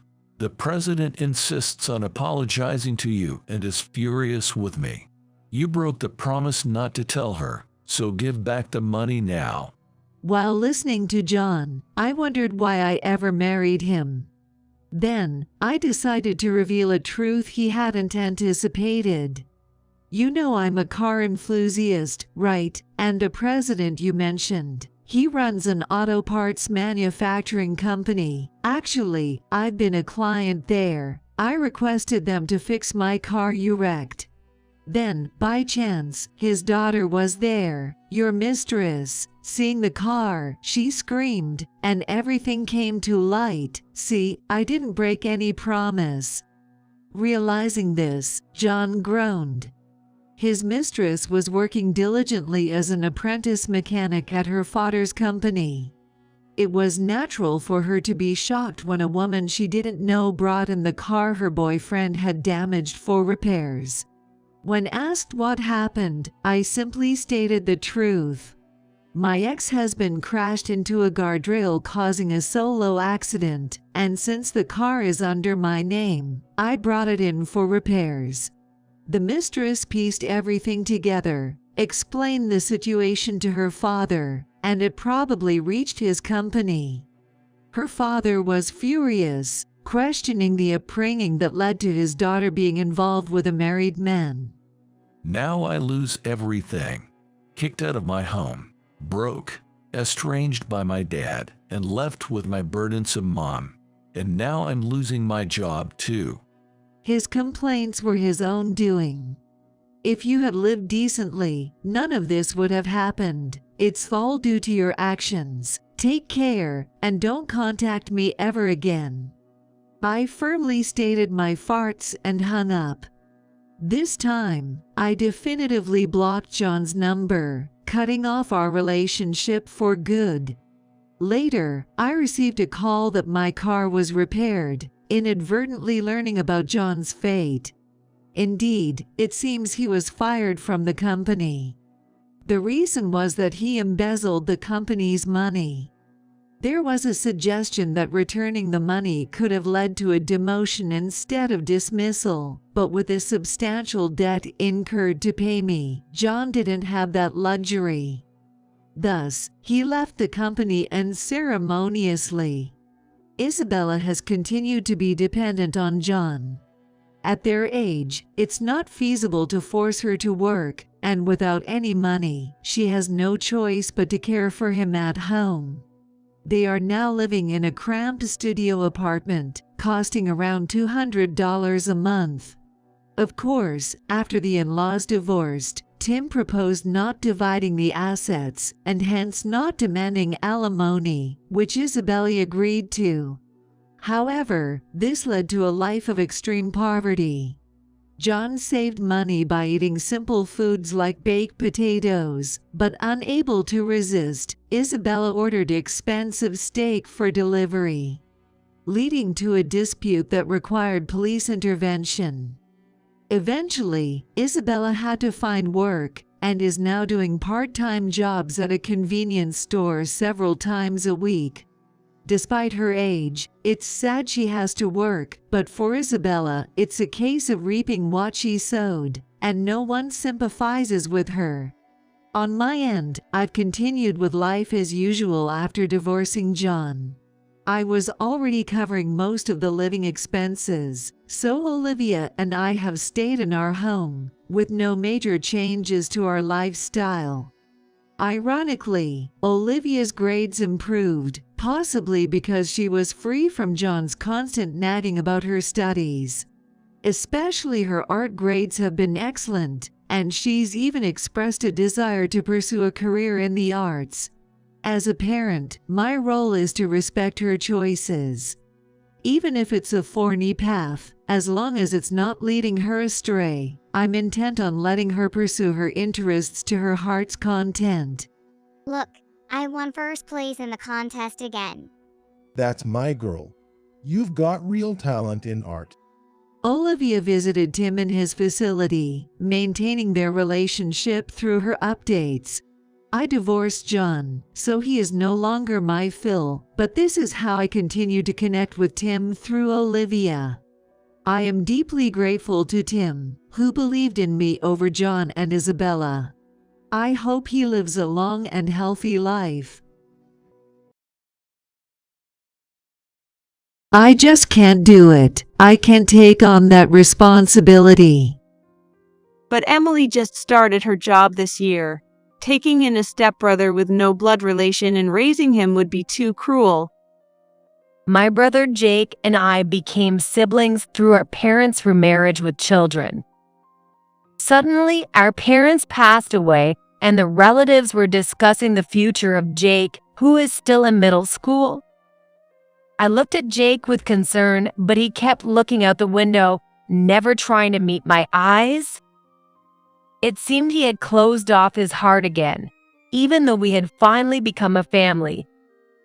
But the relatives continued their discussion, unconcerned with Jake's feelings. It's sad, but maybe there's no choice but to put him in an orphanage. Everyone fell silent. No one voiced an objection. The orphanage, how could they? As I was shocked, Jake said as he stared out the window, I'll go to the orphanage. Hearing Jake's emotionless voice, I stood up abruptly. There's no need for the orphanage. I will take care of him. All the relatives looked at me in surprise. Jake turned around, his eyes wide open. I looked straight at Jake and said, Jake, we're family, right? I am your big sister, aren't I? Tears streamed down Jake's face one after another. Big sis, thank you. I hugged the sobbing Jake tightly and kept rubbing his back. The next morning, I woke up to the sunlight streaming through the gap in the curtains. The clock was pointing at 9 a.m. Oh, I need to make breakfast for Jake. I jumped up and headed to the living room. Good morning, Jake. Where's Jake? Hey. Jake was nowhere to be found, not in the living room, the bathroom, or his room. I had a bad feeling. Don't tell me Jake left the house because of what the relatives said. My mind went blank. My name is Emily. Mom, what are you doing? While I was thoroughly vacuuming behind the TV stand, my daughter looked at me curiously. I'm cleaning up because Uncle Jake is bringing over some very important guests. I wouldn't go this far for just any friend, but the visitor this time is really important. Ever since I heard from my brother Jake, I've been feeling restless and uneasy. Is this Mom? Before I knew it, my daughter had opened an album that was in the guest room. I had found it earlier while tidying up the closet during the good weather. I had taken it out to look at it later, but had completely forgotten about it. When my daughter pointed to the photo, it showed me in my school uniform and a curly-haired, nervous-looking Jake. Yes, that's me when I was in high school, and this is Uncle Jake. Uncle Jake was so little. Yes, he was. There's a 9-year age difference between Uncle Jake and me. I was 18 and he was only 9 at the time. We had just met, so neither of us is smiling. Just met? Yes. Indeed, Jake and I are not blood-related siblings. I was in my senior year of high school when my mother, Sarah, and Jake's father, Bob, got remarried, making us a family. The man who used to be my father was someone who didn't care for his family. He would come home late every night, and he was hardly ever home on weekends. And when he was home, he would make my mother do all the work. I never had any problems with him myself. It seemed like he had no interest in me at all. But when he was at home, the air was tense, and honestly, I remember having a hard time dealing with him. Hey, Mom, is it like this with all dads? Well, maybe. When I was little, I thought all fathers were like this, but as I grew up, I realized our family was unusual. My friends practiced marathons with their fathers, cook with their fathers on their mother's birthdays. Their stories were full of fun episodes with their fathers as part of the family. I also realized that my mom really wanted to escape this uncomfortable life, but endured it for my sake. Indeed, it must have been tough living on just my mom's salary as the temp worker.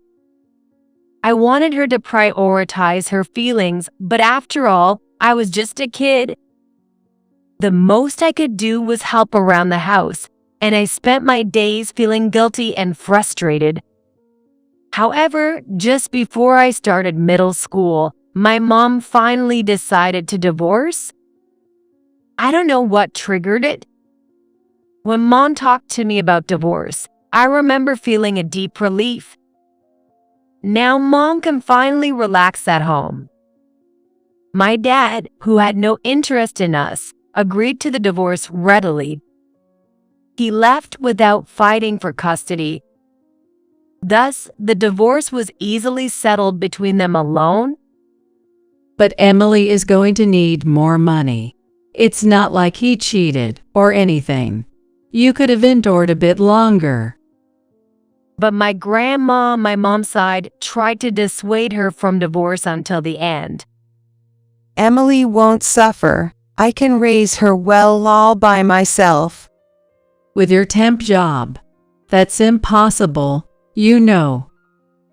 That's not true. I'd do anything for her. If you won't listen to my advice, then just do as you please. But don't ever come asking for help. Take responsibility for your own choices. Just do as you please. That's a bit harsh. I couldn't understand why my usually kind grandma was being so strict with my mom this time, and I felt annoyed. But my mom stood firm even against my grandma. I understand. I will take responsibility and raise Emily myself. Though it pained me to see my mom estranged from her own mother after choosing divorce, my mom was strong.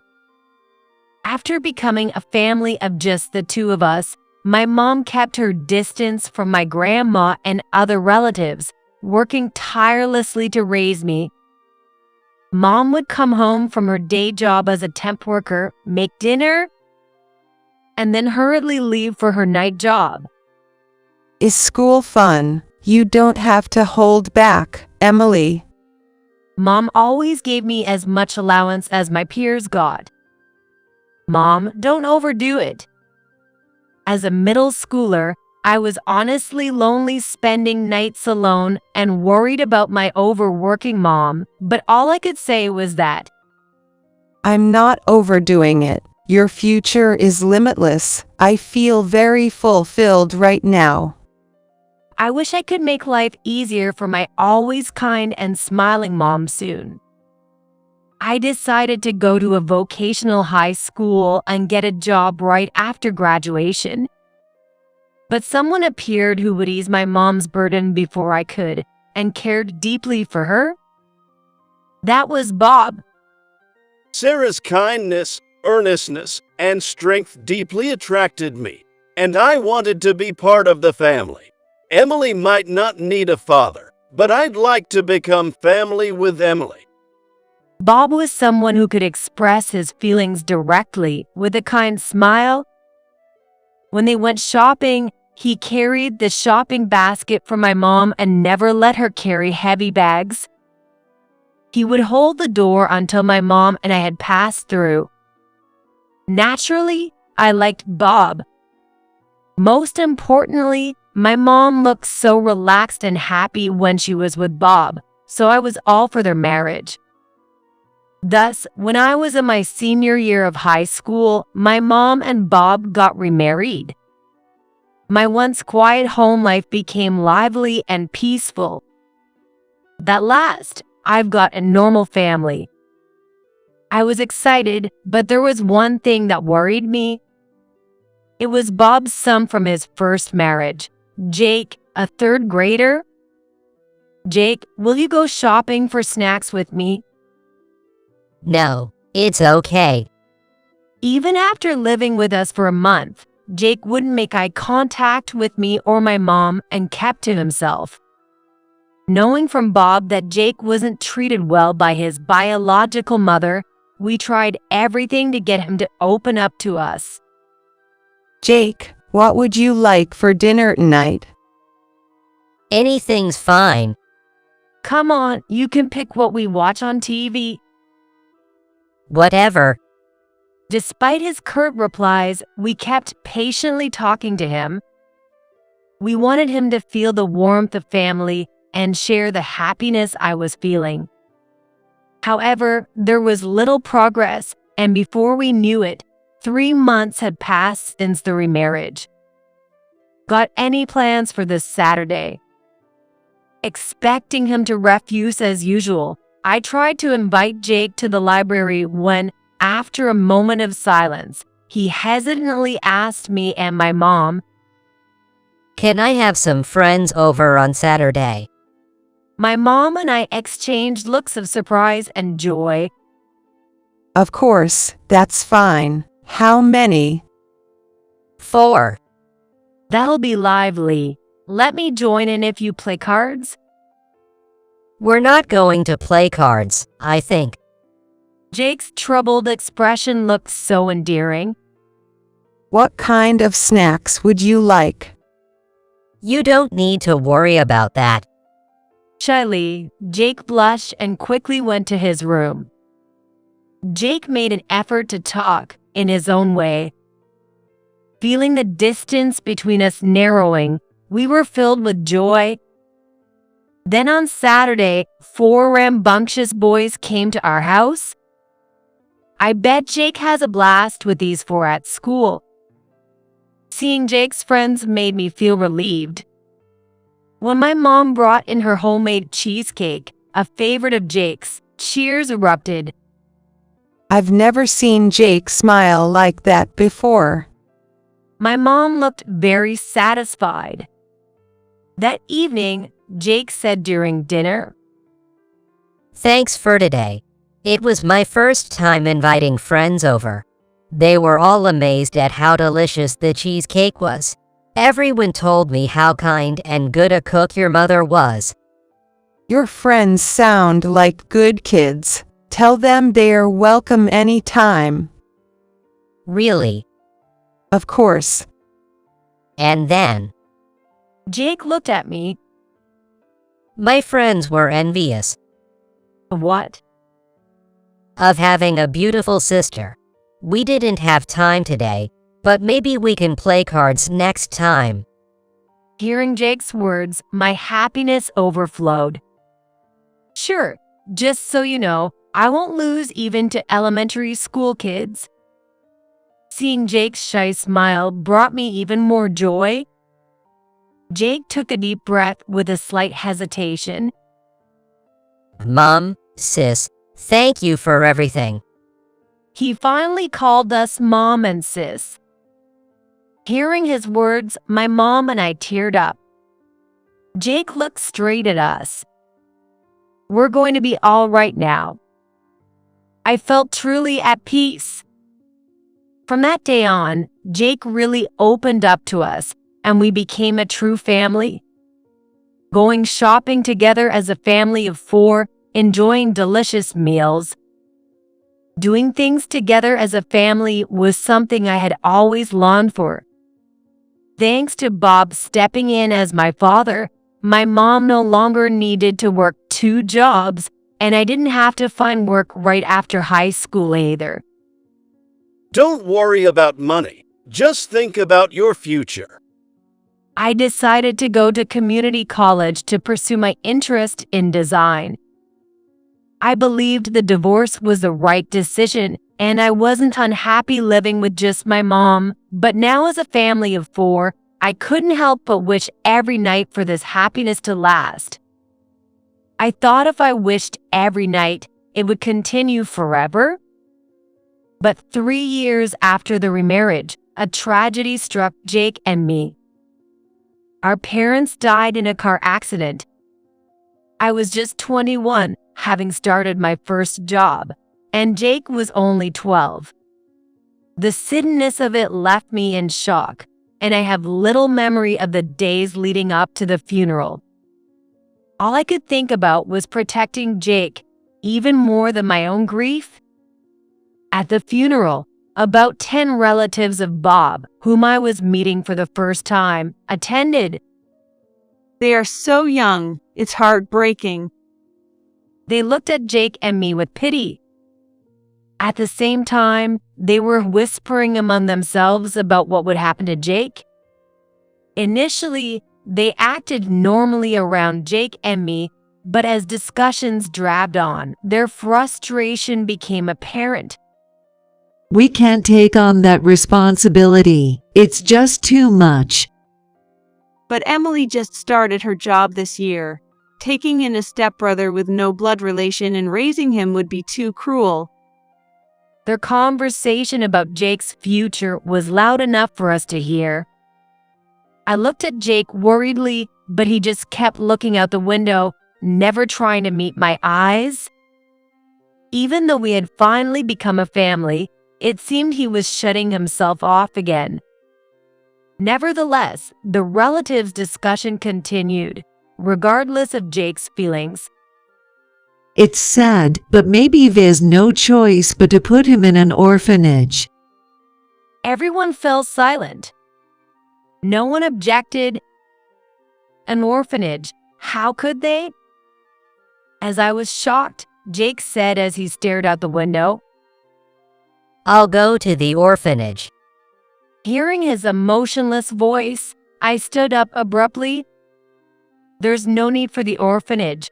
I'll take care of him. The relatives all looked at us in surprise. Jake also turned around, his eyes wide. I looked straight at him and said, Jake, we're family, right? I'm your big sister, aren't I? I know, but... He looked bewildered, and I moved closer to align our gazes. I was really happy when you called me sis. Whether we're blood-related or not doesn't matter. We know that better than anyone. We are a real family, aren't we? Tears streamed down Jake's face. Sis, thank you. I hugged him tightly, crying, and spoke in my heart to our departed parents. Dad, Mom, I'm really scared, but I'll protect Jake no matter what. He's my precious family, so please keep watching over us. I kept rubbing his back until he calmed down. When we got home that night, Jake quickly fell asleep, seemingly exhausted. The house felt eerily quiet without our parents, and loneliness washed over me. I had been strong in front of Jake, but alone. I felt crushed by anxiety about the future. Can I really raise Jake, who's just started middle school, into a proper adult? Have I just burdened him with financial struggles by taking him in? The more I thought, the more overwhelmed I felt, and I crawled into bed, squeezing my eyes shut. The next morning, sunlight peeking through the curtains woke me up. The clock was pointing at 9 a.m. Oh, I need to make breakfast for Jake. I jumped up and rushed to the living room. Good morning, Jake. Where's Jake? Hey. Jake was nowhere to be found, not in the living room, the bathroom, or his room. A bad feeling crept in. Don't tell me Jake left the house because of what the relatives said. My mind went blank. As I rushed outside in my pajamas, I faintly heard Jake's voice from the front door. Jake. I flung the door open to find Jake and my grandma facing each other. Grandma, what's going on? It had been 12 years since I last made proper eye contact with Grandma. Ever since Mom pushed through with the divorce against her wishes, we hadn't been in touch, and at the funeral yesterday, we only spoke briefly and formally. I guess Grandma, having never reconciled with Mom, regretted it. During the funeral, she was constantly in a corner, staring at Mom's portrait. Her back looked so pitiful that I couldn't bring myself to speak to her. Emily, I'm sorry. I was being stubborn. I should have acknowledged sooner that Sarah raised you alone all these years, and that you became a happy family of 4 after she remarried. My grandma looked regretful. Yesterday, seeing you protect Jake reminded me so much of Sarah 9 years ago. Back then, I couldn't reach out to her, so I came here hoping to help this time. Grandma. Her gaze, still kind and strong, resembled my late mom's, bringing me a sense of comfort. Come and live with me. The 3 of us can live together. Grandma offered. Actually, I had been thinking of moving since I was living in a large family-sized rental apartment. According to Grandma, her house was owned outright, so there would be no rent to pay. Also, since she wasn't working, she could take care of Jake. For me, just starting in the workforce and working overtime, this was a very welcome offer. However, Grandma's house was about 20 miles away. I could commute by train from Grandma's place, but Jake would have to change schools. Jake, you just got used to middle school. Aren't you against moving? He just made some close friends and started walking home with them. I tentatively looked at Jake, but he seemed unfazed. I want to live at Grandma's house. When Grandma smiled and nodded at Jake, he smiled back broadly. Thank you, Grandma. Really, thank you. So, we moved to Grandma's house and started our new life as three. Living with Grandma was the right decision. Emily, Jake, breakfast is ready. In the morning, Grandma prepared waffles with fruit and mac and cheese. You need to eat a good breakfast to have energy. Hearing Grandma say the same things in the same tone as Mom made us feel nostalgic. Moreover, Grandma's mac and cheese tasted just like Mom's, which surprised us so much we looked at each other. Isn't it too bland? Worried, Grandma looked at us, but we vigorously shook our heads. We were just surprised it tasted just like Mom's mac and cheese. Really? Grandma smiled happily, probably recalling how Mom used to prepare breakfast every morning since she was little. And now, Mom's taste had been passed down to us. Feeling Mom's presence in such an unexpected way warmed our hearts. I'm always at home and have plenty of time, so I'll take care of the house. Emily, focus on your work, and Jake, do your best in school. Thanks to Grandma, I could concentrate on my job. And with Grandma at home, I was relieved that Jake wouldn't be alone.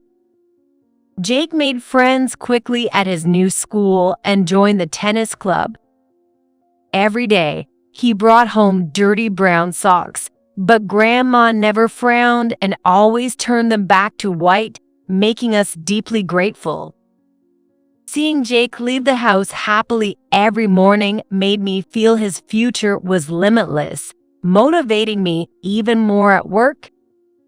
I had never heard about Jake's dream for the future, but given his good grades, he'd likely aim for college along with his peers. Our parents' inheritance wasn't substantial, so I decided to increase my income to ensure Jake could choose his future path freely. Hey, Grandma, I was raised well by Mom. I never felt miserable. Now it's my turn to raise Jake properly. So I'm thinking of taking up a side job to save money. Grandma listened silently until I finished. Then she said, I won't say anything. I support whatever you do, Emily, but don't overdo it. You're all the family Jake has. Nodding firmly at Grandma's reminder. Yes, I am Jake's only family. I won't let him feel sad again. I decided to work part-time at a sports gym from 7 to 10 p.m. 3 times a week, alongside my main job. Sis, you came home late again today. Jake, you're still up. How was school today? Yo. Have fun tomorrow too, and good luck with the junior varsity matches coming up. Thanks. Don't overdo it, sis. Imagining Jake's boundless future made the extra work seem easy. Maybe Mom felt this way too. I was better off than Mom after all, because Grandma was at home doing the housework and looking after Jake. I bet Mom was worried about leaving middle school me alone at home, coming back tired to do the housework, and waking up earlier than me to make breakfast. I truly realized how great my mom was. Though busy at work and spending less time talking with Jake, I attended his sports day and team matches whenever possible, cheering louder than anyone. Sis, it's embarrassing. Yet Jake would wave back, surrounded by his friends. Seeing him happy and enjoying life made me work even harder. Time flew, and Jake became a second year of middle school. One day, I got a call from his school during my lunch break. The caller was Jake's homeroom teacher. Is something wrong with Jake? Hearing the teacher's words, I felt despair. I wanted to go home early to talk to Jake, but ironically, I had my gym shift that day. I'm so unlucky. For the first time, I wished I could fall ill, but of course, that didn't happen, and I worked restlessly until 10 p.m. before rushing home. I'm back. Is Jake asleep? Grandma, who had been dozing off waiting for me, was surprised to see me enter the living room energetically. He's asleep. You taught him it's better to be an early bird than a night owl, right? Grandma laughed, but I couldn't. Today, I got a call from Jake's teacher. He's been missing school about half of the week. He leaves in the afternoon when he does go. Jake has. I was on the verge of tears. Maybe I can't replace a parent after all. Am I making him feel miserable with too little allowance? Can't he talk to me about his problems? Grandma quietly sat me down and reheated my dinner. Jake really sees you as his big sister, Emily. Then why? Why won't he talk to me about anything? Jake feels guilty about you working all the time. What? As Grandma served dinner, she slowly started to describe Jake's daily behavior. He was always worried about me working late. He wanted to stay awake until I returned, but didn't want to worry me, so he went to bed early. However, he couldn't sleep until he heard the front door. Maybe he finally fell asleep peacefully just now. Hearing Grandma's words, my heart ached. She told me Jake had asked her several times if it was okay for him, not her real brother, to cause me so much trouble. Should I be here? We're family, of course you should. I blurted out. Yes, I told him that too. But Jake wants to talk to you. Feelings don't get conveyed by thoughts alone. Haven't you experienced that yourself? Grandma pointed out, making me realize. Seeing my reaction, Grandma smiled and stood up. Jake helped make this potato salad. It's very yummy. Good night. Grandma then went to her bedroom. I covered my face with my hands. Jake was just like I used to be. When Mom worked tirelessly day and night, I was worried but felt useless for not being able to do anything. I thought Jake was in good hands with Grandma watching over him. But perhaps only I felt reassured, while Jake harbored various complex feelings alone in the house. And for Jake, Grandma was someone he met for the first time at our parents' funeral. The introverted him must have agreed to live with Grandma and move schools just for me. To lessen my burdens, I realized I hadn't understood Jake at all. Glancing at the potato salad on the plate, I took a bite. Delicious. I need to tell Jake directly. I remembered eating alone back then, unable to tell my mom the meal was good, and crying. Just living together doesn't make us a real family. Tomorrow, I'll talk to Jake. I decided. The next day was Saturday. Jake, can we talk? I took Jake out. We rode the train to the neighborhood where our family of 4 once lived. Do you have something to do here? Jake looked at me curiously as I responded vaguely and entered the park we used to play in. It's empty, just like Saturdays used to be. I sat on a swing, and Jake sat on the one next to me. This place was always empty because it didn't have many play sets. Right? We could play catch as much as we wanted. I never played catch before because I was an only child and a girl. So I learned to play catch from you, Jake. We reminisced about the happy times as a family of 4. Jake, the potato salad were delicious. Thank you, and sorry for worrying you. I apologized for being completely oblivious to Jake's feelings. But I really think of you as my true brother.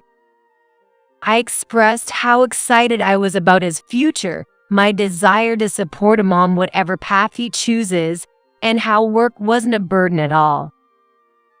But I've been worried that you might be pushing yourself too hard for me. I'd rather not go to college than make you suffer. Jake looked straight at me. I felt the same way about Mom when she worked so hard for me. I remembered how I felt when I was Jake's age. But now I understand how Mom felt. Doing something for someone you care about isn't hard at all. In fact, working for a future where Jake has endless possibilities gives me a great sense of purpose. Jake's eyes were moist. No crying, come on, stand up. I got off the swing and beckoned Jake. What? Whoa. When I threw the ball at him unexpectedly, he caught it perfectly. After staring at the ball for a while, Jake gruffly wiped away his tears and said, Thanks, sis. Can I say one more thing about how I feel? Yeah. I want to talk more with you, sis. I'm really happy that you think about my future. But like when we lived as a family of 4, I want to talk more with you. Jake confessed with a flushed face, making him endearing to me. I get it. Just wait a bit. I will think about my work schedule. Jake nodded with a smile. Come to think of it, I haven't seen Jake's carefree smile in a while. Jake had grown taller than me and could now throw the ball with just the right force for me to catch. Money is important, but I realized there were things more important than that. Then I quit my gym job right away. Instead, I enrolled in night and weekend classes to become a web designer. After learning the ropes and finding my path, I quit my main job a year later. Then I got a new start as a web designer from home. Initially, I dipped into my savings to get by, but having been interested in design and with my experience from community college, I started earning enough in 6 months. Welcome back. Did you enjoy school? Yo, there's a final tennis match coming up, so come and cheer for me. Got it. I'll practice cheering. No, just a normal volume, please. Being able to work from home allowed me to say welcome back to Jake every day and have mundane conversations at dinner, watching TV together, finally leading to a peaceful and happy life. Jake continued to play tennis in high school and excelled in sports and academics. Sis, can we talk? The day before his senior year parent-teacher meeting, Jake approached me, looking a bit nervous. I've been thinking. I want to become an elementary school teacher. I was surprised because despite our daily talks, I had never heard Jake's dream for the future. An elementary school teacher? That's unexpected. I thought he would pursue astronomy since he liked it. I want to be like you, sis. Someone who can protect children's futures. Jake's direct gaze made me feel embarrassed. I haven't done anything grand, though. No, it's because of someone like you, not blood related, but who cares about me deeply, that I've come this far. I want to be a teacher who can understand kids in complicated situations like mine. Realizing Jake had felt this way, my heart swelled. Working for the limitless futures of children is quite rewarding. I bet Jake will feel the same for his students one day. I pledge to support whatever path the now robust Jake chose. Later, as he vowed, Jake became an elementary school teacher. He seemed to face many challenges, but seeing him mature into a teacher with each visit made me incredibly proud. Sadly, Grandma passed away soon after Jake started working, but she lovingly watched over us until the end. If Grandma hadn't come to our house the day after our parents' funeral, our lives would have been entirely different. I want to be someone who can provide the same sense of security as Grandma. I'm sure she's now reconciled with Mom in heaven, watching over us with our parents. As for me, I got married to my boyfriend of 3 years when Jake moved out for his job. We renovated Grandma's house, filled with memories, and now live happily with my new family. My room will always be mine, you know. Jake, who still keeps his comic books in his old room, visits about once a month. I'm genuinely glad. He really considers me his true family. He frequently cleans Grandma's grave and helps entertain my daughter. Most of all, seeing Jake's face brings me peace. Mom, hey, Mom. My daughter peering into my face brought me back to the moment. What? Who is this? My daughter pointed at the photo taken when Jake left this house. The only one we had of the 3 of us together. In it, Jake had his arm around Grandma, who was smiling broadly. This is my Grandma. This house actually belonged to her. Grandma, me, and Uncle Jake lived here together for 10 years. Wow, everyone looks so happy. What a lovely family. My daughter's casual remark touched my heart. Blood relation doesn't matter. Family is about caring for each other, sharing happiness, and living together. I felt this anew. Next week, Uncle Jake is bringing someone he wants to be his family. So, I'm going to start cleaning again. Will you help me? Sure. Yes, next week, Jake is bringing his fiancée to our house. I'm sure he'll create a wonderful family. I continue to wish for my brother's happiness always and forever. Grandma, next week will be exciting. I spoke to Grandma's portrait and felt as if she smiled back. My husband and I have been married for 20 years. Our son started college this year and moved out. Life with just the 2 of us is going fairly well. My husband formed a baseball team with his colleagues and spends his weekends from morning till evening at practice. I keep busy with a part-time job and going to yoga with friends. I think we are a typical couple for our age. One day, a message from a yoga friend popped up. Hey, I'm at the train station right now. Isn't this your husband? With trepidation, I opened the photo to see my husband holding hands with another woman. My heart raced. He said he was going to practice for a game today. Could that have been a lie? My friend texted, "What will you do? Want to come here?" After some thought, I replied, No, it's okay. I'll talk to him. What should I do? I'm scared to ask my husband. What if he really is cheating? Divorce at this age. Can I just pretend not to know and keep living peacefully as before? I found myself agonizing over these farts. Coming back to my senses, it was already 7 p.m. What's up? You're sitting in the dark. My husband, who had just come home, turned on the living room light and said with a bemused look, "Oh, sorry, I must have dozed off," when I tried to cover it up. My husband just laughed and started washing his workout clothes. That made me think he really had been at practice. Maybe that photo was just a mistake. Did you go anywhere else today besides baseball practice? Nowhere special. I thought maybe you went to buy those new shoes you wanted. Oh, that's right. I haven't gotten around to that yet. The conversation ended there.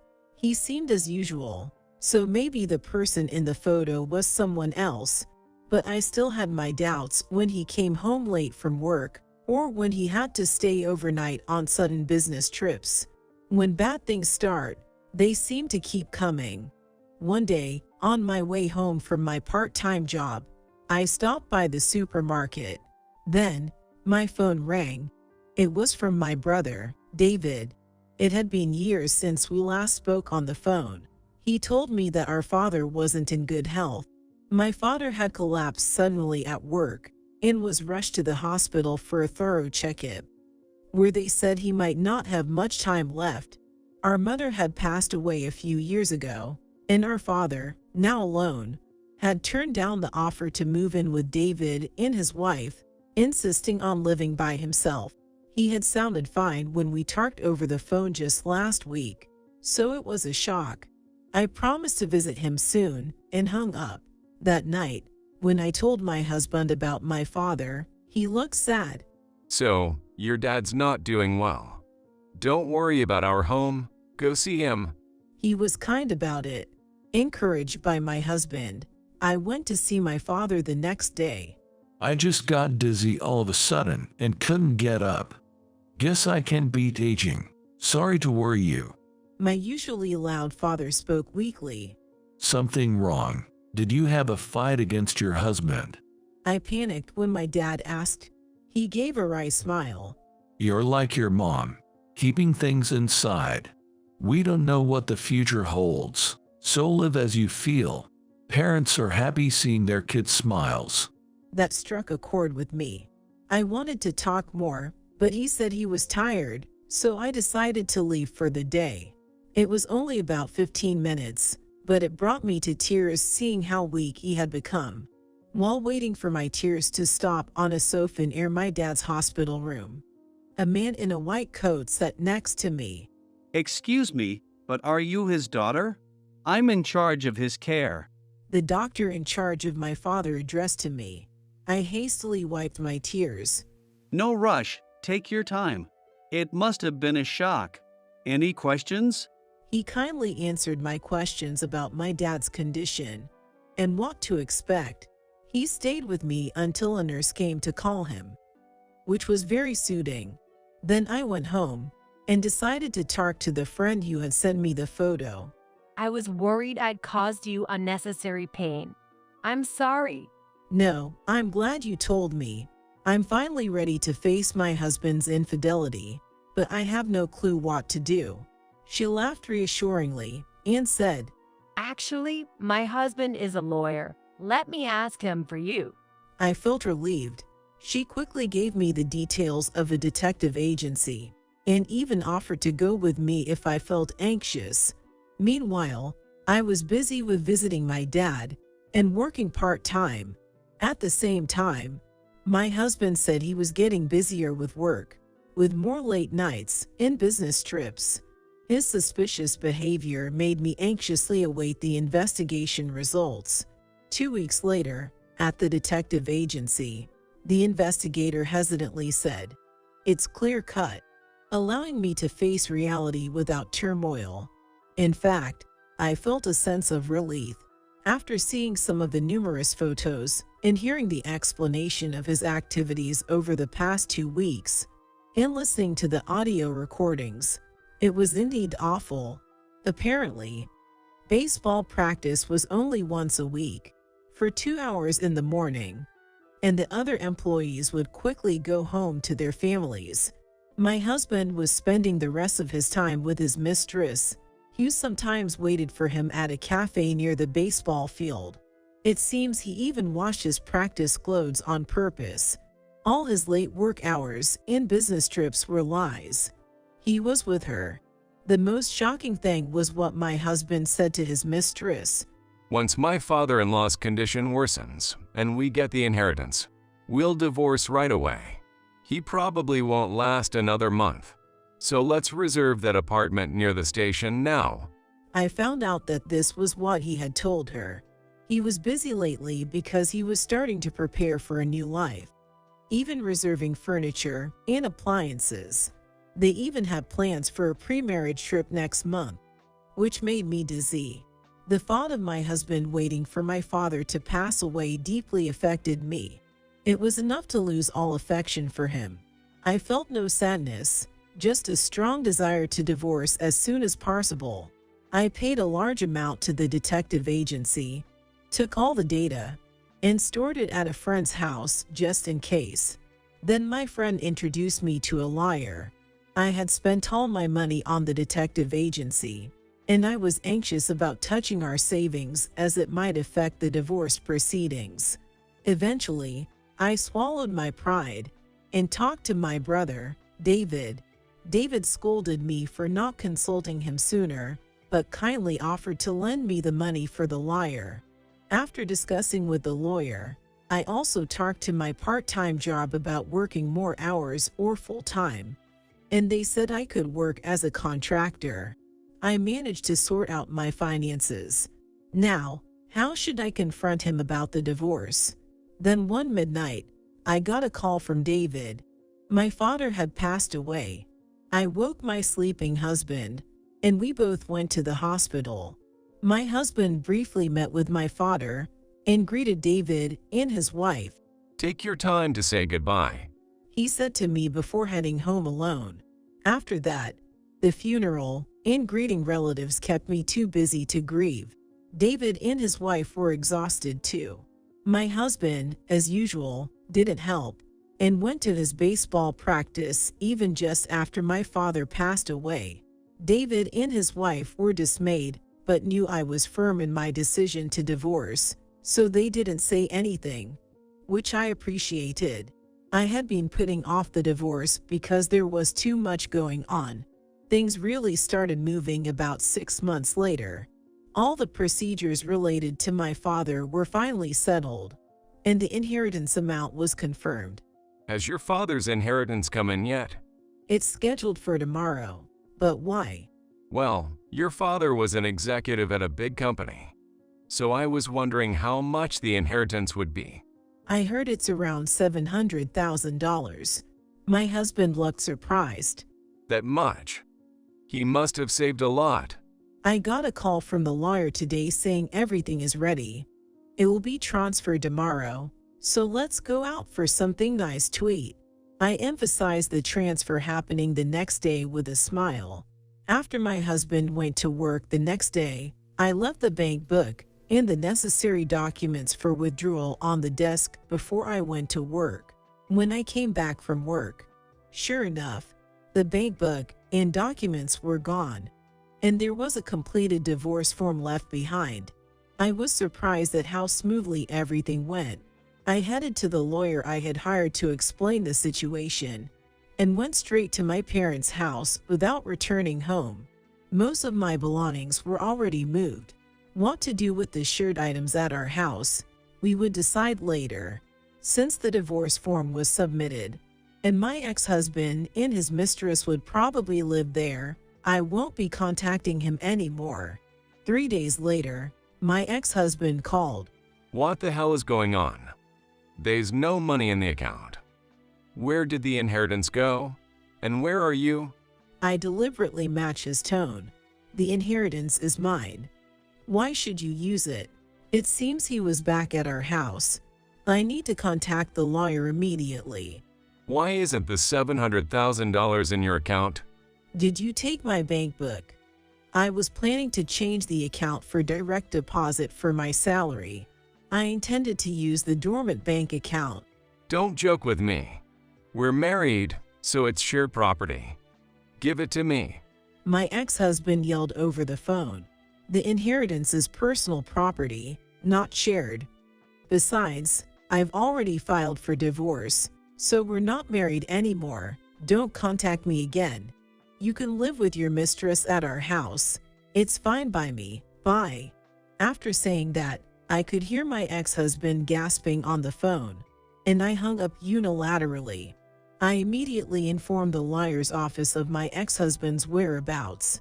I ignored all incoming calls from him. Many times over, reflecting on the tough year I had endured, I marveled at how peaceful I felt now. One day, I was surprised by the sheer number of messages and checked each one. What's this about alimony? If you knew about the affair, you should have just said so. Sorry, it was my fault. I want to talk things over. They were complaints and apologies. I didn't reply, just left my phone sitting there and headed to work. In my bag was a new cell phone that I would use from now on. Later, my lawyer said he insists on meeting you, so we arranged a direct confrontation. I chose a public place because I didn't want to meet somewhere secluded. My ex-husband and his mistress arrived on time. He looked tired. It had been about a month since I last saw him. This was my first time seeing the mistress in person. She was a cute young woman in her mid-20s, dressed casually, working at a pastry shop. As I had found out from the investigation, my ex-husband seemed confused, and my lawyer and I couldn't help but smirk. The inheritance was left to me by my father, and you have no right to it. As for alimony, it's due because the divorce was caused by your affair, which hurt me. I explained. It's not because of the affair. It's a mismatch of personalities. Besides, you didn't initiate the divorce. I did, so the affair shouldn't matter. My ex-husband argued. I didn't think you lacked common sense to this extent. A person at fault can't initiate a divorce. It's not about who starts it. You're at fault because you had the affair. And I will also claim alimony from her. She exclaimed, "What? Why should I pay?" and stormed out of the cafe, grabbing her purse. The other customers turned their attention to our table, but the lawyer assured, "We know where she works, so it's all good," making my ex-husband go pale. You know, that girl is quite strong-willed. When we were having the affair, she was such a sweetie. Always smiling, and she would cry saying she's sad when it's time for me to leave. My ex-husband began to ramble, making excuses, which was awkward to respond to. Her cooking isn't good, and she's so demanding. It was cute before, but it's been quite a hassle since we get married. He continued to complain about her, revealing their issues, and they've only been married for about a month. I've realized something. I've always been comparing her to you. You were good at housework, cooked delicious meals, and always waited for me to come home. Can we start over? I was appalled at my ex-husband's words, and even the lawyer was at a loss for words. It's out of the question. I can't trust you at all. My ex-husband kept begging for another chance. After all, there was about a month from when my father got sick until he passed. But you never visited once. You were cheating even when I was going through such a hard time. And after he died, all you could think about was the inheritance, right? There were several attempts to open the bank book. You probably planned to take it and leave the filled-out divorce papers once the inheritance came in. My ex-husband started shaking as I laid out the facts. You're probably thinking you won't have to pay alimony if we remarry, right? At that, my ex-husband fell silent. It was a sore point, and he seemed to crumble in shame. If there's nothing more to say, I'm leaving. You're the most important person to me. Please, let's start over. He pleaded in tears. Stop. It's embarrassing. You're newlyweds, so you should talk it over with her. Actually, she's been cheating on me. Seems like she married me for my money. My ex-husband broke down and cried. I left him crying, grabbed the bill, and the lawyer and I walked out of the cafe. Later, as both of them were making a fuss about not paying alimony, I called my in-laws for advice. It had been a while since I spoke to my distant in-laws, whom I had thanked for attending my father's funeral. It turned out my ex-husband hadn't told his parents anything about the divorce or his remarriage. My in-laws were shocked, so I gave up relying on them. But the next day, my father-in-law brought his brother to confront my ex-husband. My father-in-law's brother, quite the opposite of my father-in-law, is a boisterous man. My ex-husband always complained about him, but he became a strong ally in getting the alimony paid. My father-in-law apologized and told me they decided to take my ex-husband back to the countryside, as my in-laws are over 80 with no income. They promised to make my ex-husband work at a relative's factory nearby and pay me the alimony. As for the mistress, she had unilaterally handed him a divorce notice. When I reluctantly contacted her workplace, I ended up talking to a woman claiming to be the store manager, who informed me of the shocking truth. The person the mistress was accused of cheating with was the store manager's husband. She assured me, I'm preparing to sue. Don't worry, we won't let her get away. True to her word, a few months later, the alimony was deposited.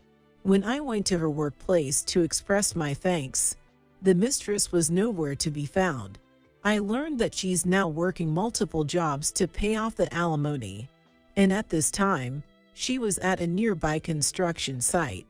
Out of curiosity, I took a look and saw the mistress, her pretty face bare of makeup, sweating, and being scolded by an older man while working. She must owe a substantial amount of money. I believe she's facing the consequences of destroying someone's home. My son was quite surprised when I told him about the divorce, but he said, "It's your life, Mom. You should do what makes you happy," which was a relief. I still want to cherish each day as it comes,